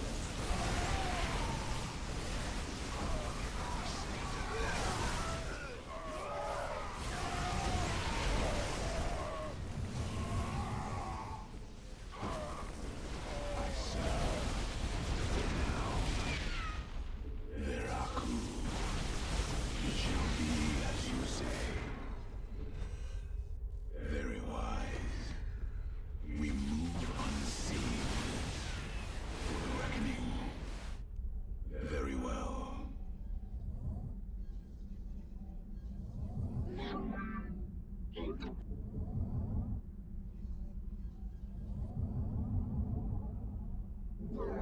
Drop everything. Your units are getting killed. In unity. You require my skills. Veraku. Cold is I am the vote. We are the light of the Kala. I respect your life choices, but you simply can't warp in there. We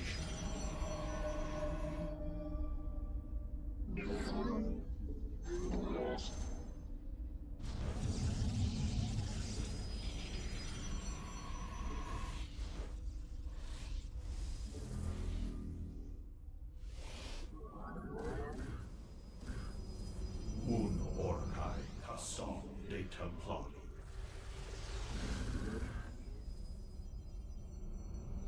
My life for hire. Nope. That needs to go in a power field. You just upgraded your units. Maybe keep doing that. Out of minerals. Idle workers are so untidy. We are. You're flat broke, mate. Get some more minerals. I am here in the shadows. Your probes are in a hazardous working environment. You are the light of the Kala. Out of minerals. Idle workers are so untidy.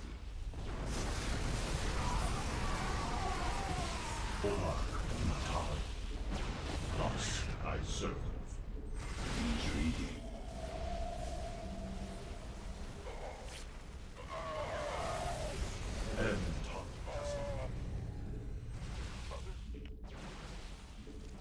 It shall be as you say. Veraku. Very wise. I serve. For now, I am We There's just not enough energy to do that right now.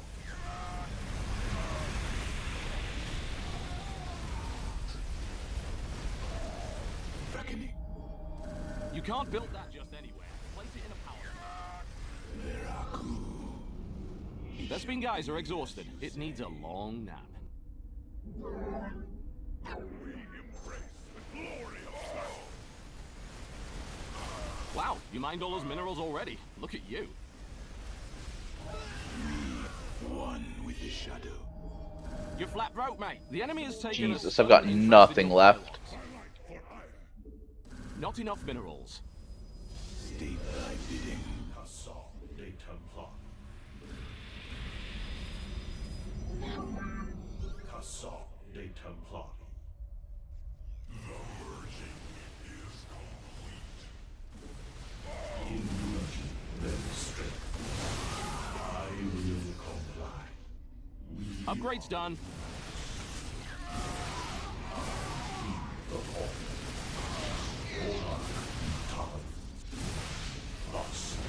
Wow, you mined all those minerals already. Look at you.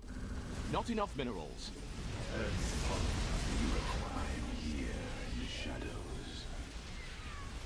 For the reckoning. We are focused. We seek enlightenment. I heal. My charge, Assault. The mineral field depleted. Fewer probes means more space for units. Great plan, boss. We are unanimous. The merging is complete.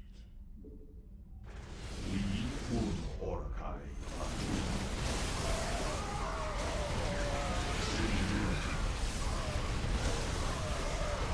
Mineral field depleted. I serve for now. Fuck! How did I go from winning that so hard to fucking losing it?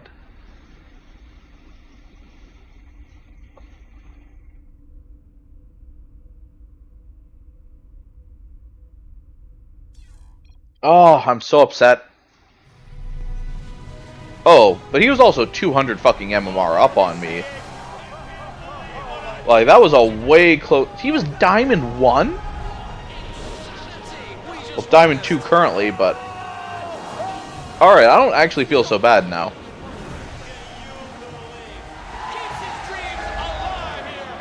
$3,450 MMR. Okay, I don't feel so bad then.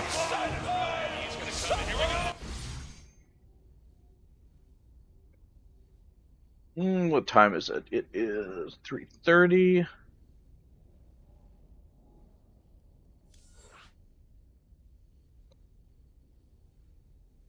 We can play a couple more rounds.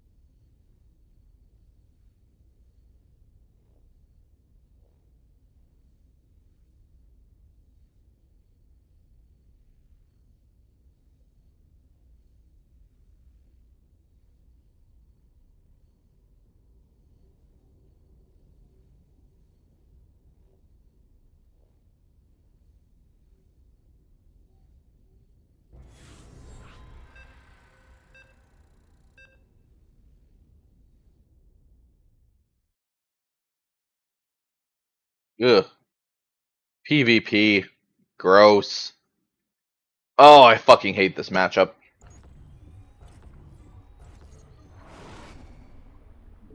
Never know what you're gonna get with it.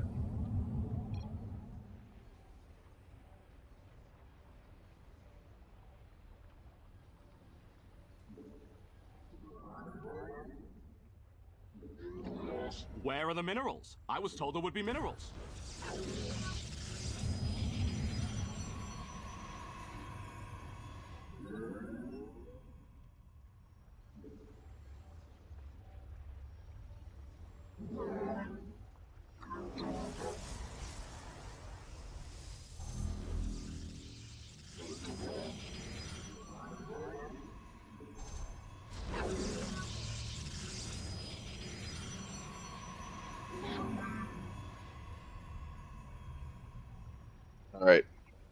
It's gonna go double gate.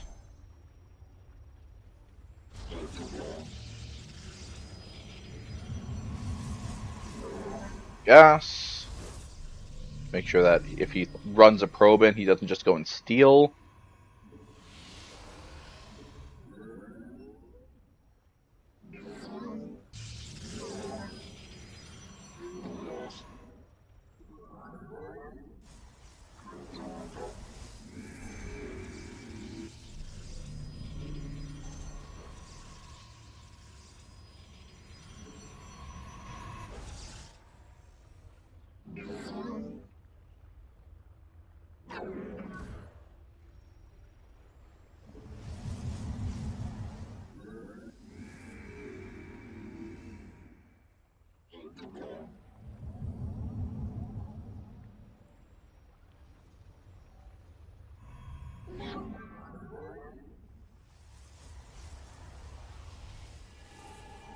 Insufficient Vespene gas.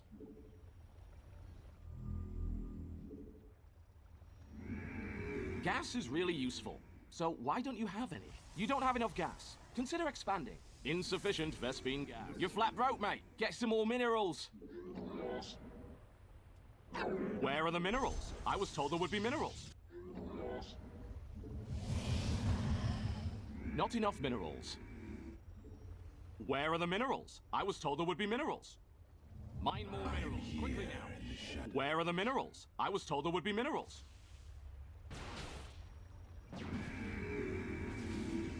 My liege, the coffers lack minerals.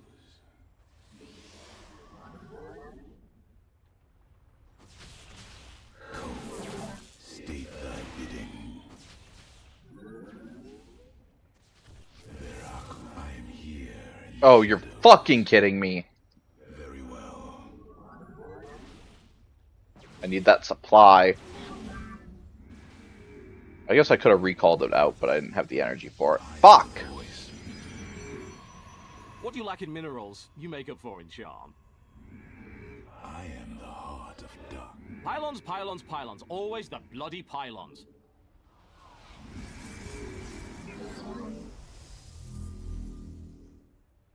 Your research is done. Don't forget the rest of them. You require my skills. Not enough minerals. I am here in the shadows. We are one with...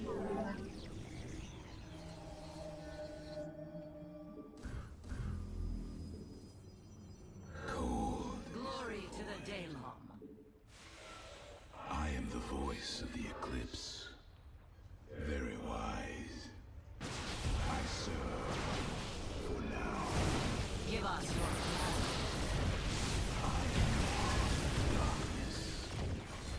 You require... Where are the minerals? I was told there would be minerals. Let your will be Here in the shadows. forward. Poor Zala. We are of one mind. It shall be done. Faith before fear. The Templar march. My liege, the coffers lack minerals. I have Not enough met the minerals. enemy. I am here in the shadows. It shall be as you say. I serve.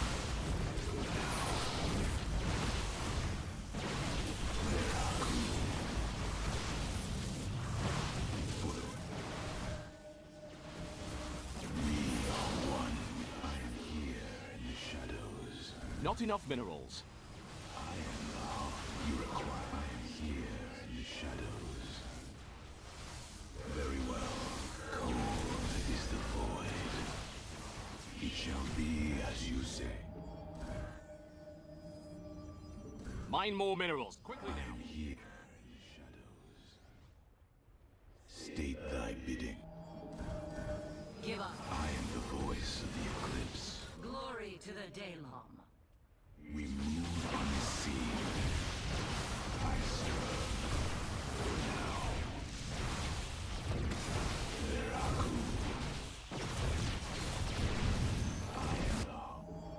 My liege, the coffers lack minerals. I am here in the shadows. You're flat broke, mate. Get some more Yeah, minerals. this one's just done.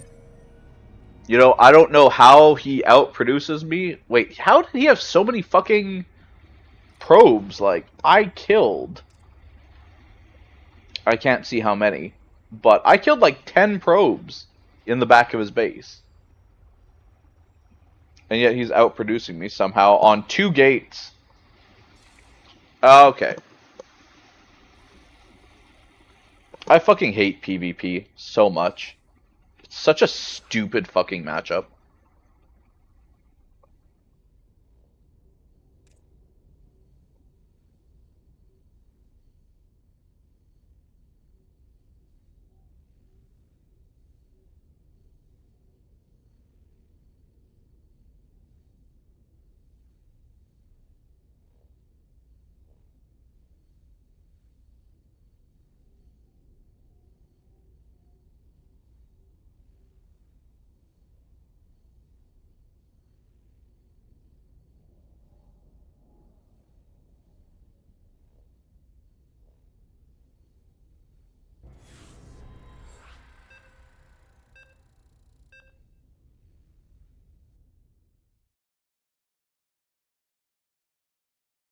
Is this the same person I just faced? That name looks familiar.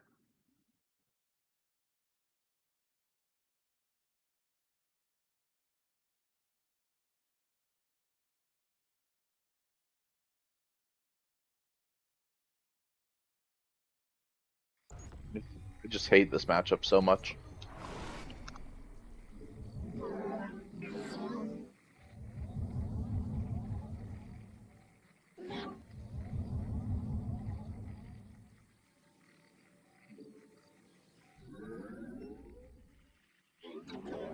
You're flat broke, mate. Get some more minerals.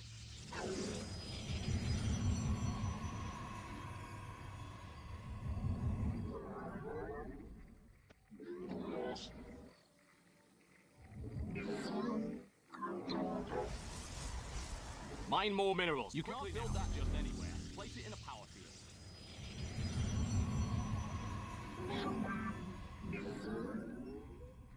You're flat broke, mate. Get some more minerals. My liege, the coffers lack minerals.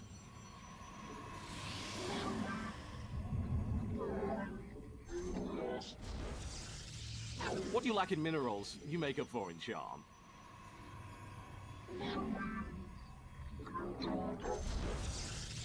Where are the minerals? I was told there would be minerals.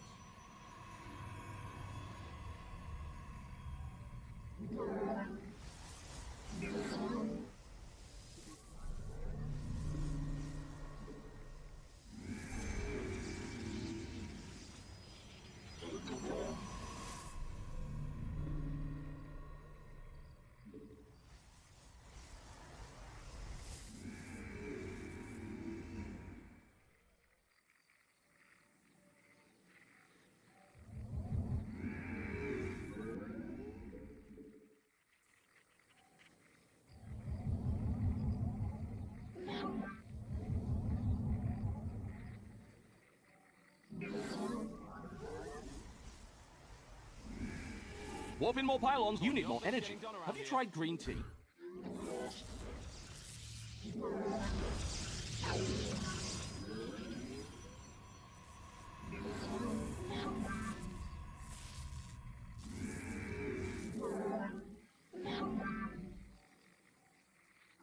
Glory to the Daylong. Mine more minerals, quickly now. Combat awaits. You're flat broke, mate. Get some more minerals. Faith before.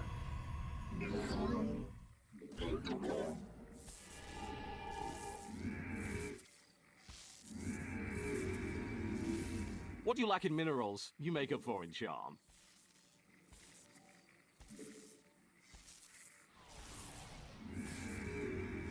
The firstborn shall. Mine more minerals, quickly now. They found your probes, and it's not going to be pretty.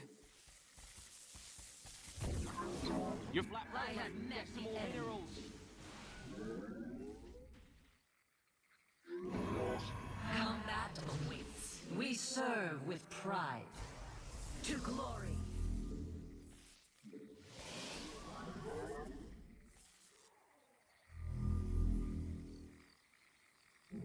Let your will be glorious combat is upon us. Where are the minerals? I was told all the places you could have walked in. I'm here in the shadows. Where you What do you lack in minerals, you make up for in charm. You're flat broke, mate. Get some more I'm minerals. playing this so fucking bad.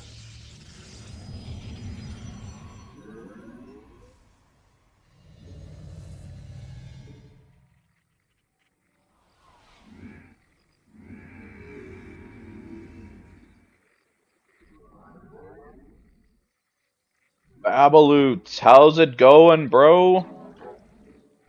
Research is done. Let's hope you click the right one. What do you lack in minerals, you make up for in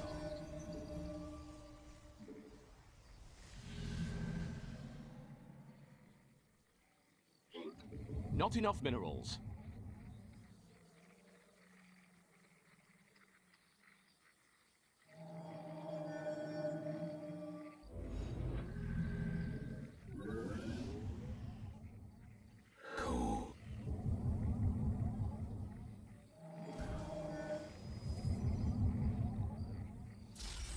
I return to serve.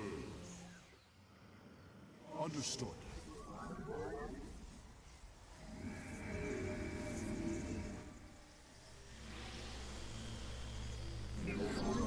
Where are the minerals?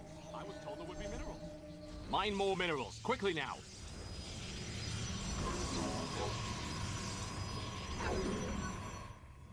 Where are the minerals? I was told there would be minerals. Warp field online. For honor. This is weird. You're flat broke, mate. Get some more minerals. Where do our enemies lurk?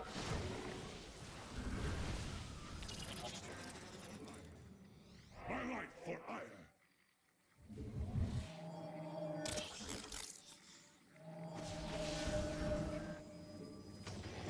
Your probes are in a hazardous working environment.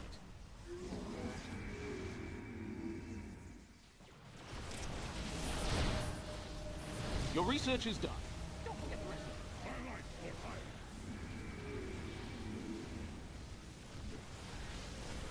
ire. Was your base burning to the ground part of the plan?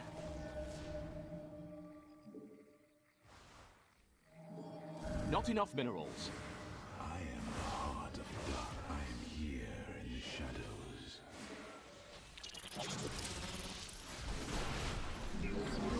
We embrace the glory of battle.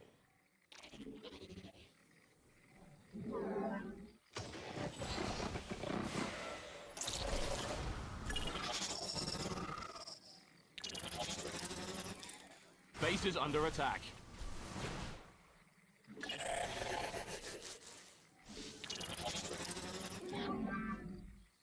So fucking annoying.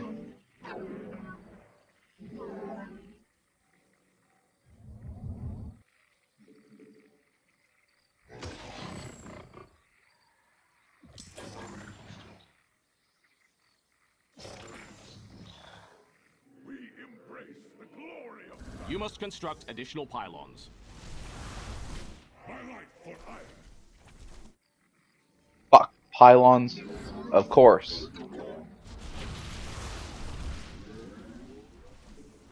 Warp in more pylons or nothing's getting done around here. On my life for ire.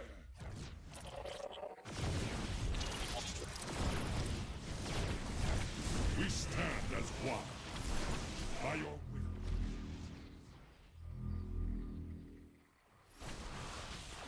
I am the heart of darkness. Orange is Nope. That needs to go in a power field. my life for ire. Justice be done.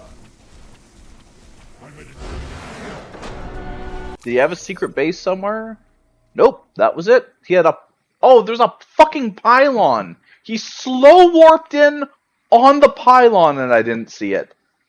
Oh my god. Ooh, whiskey on ice sounds great right now. Alright, I think that's actually going to be it for stream today, or at least for StarCraft. I might stream something else a bit later. Not sure yet. So thank you to everyone that tuned in. I'm going to raid out to Defiance, because he is still streaming, I think, right now. It might still be streaming actually games from the Amateur League. So we are going to raid him. Not split the viewership too much.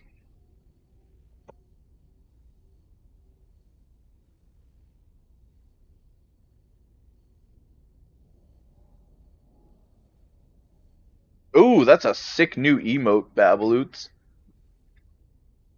Boom.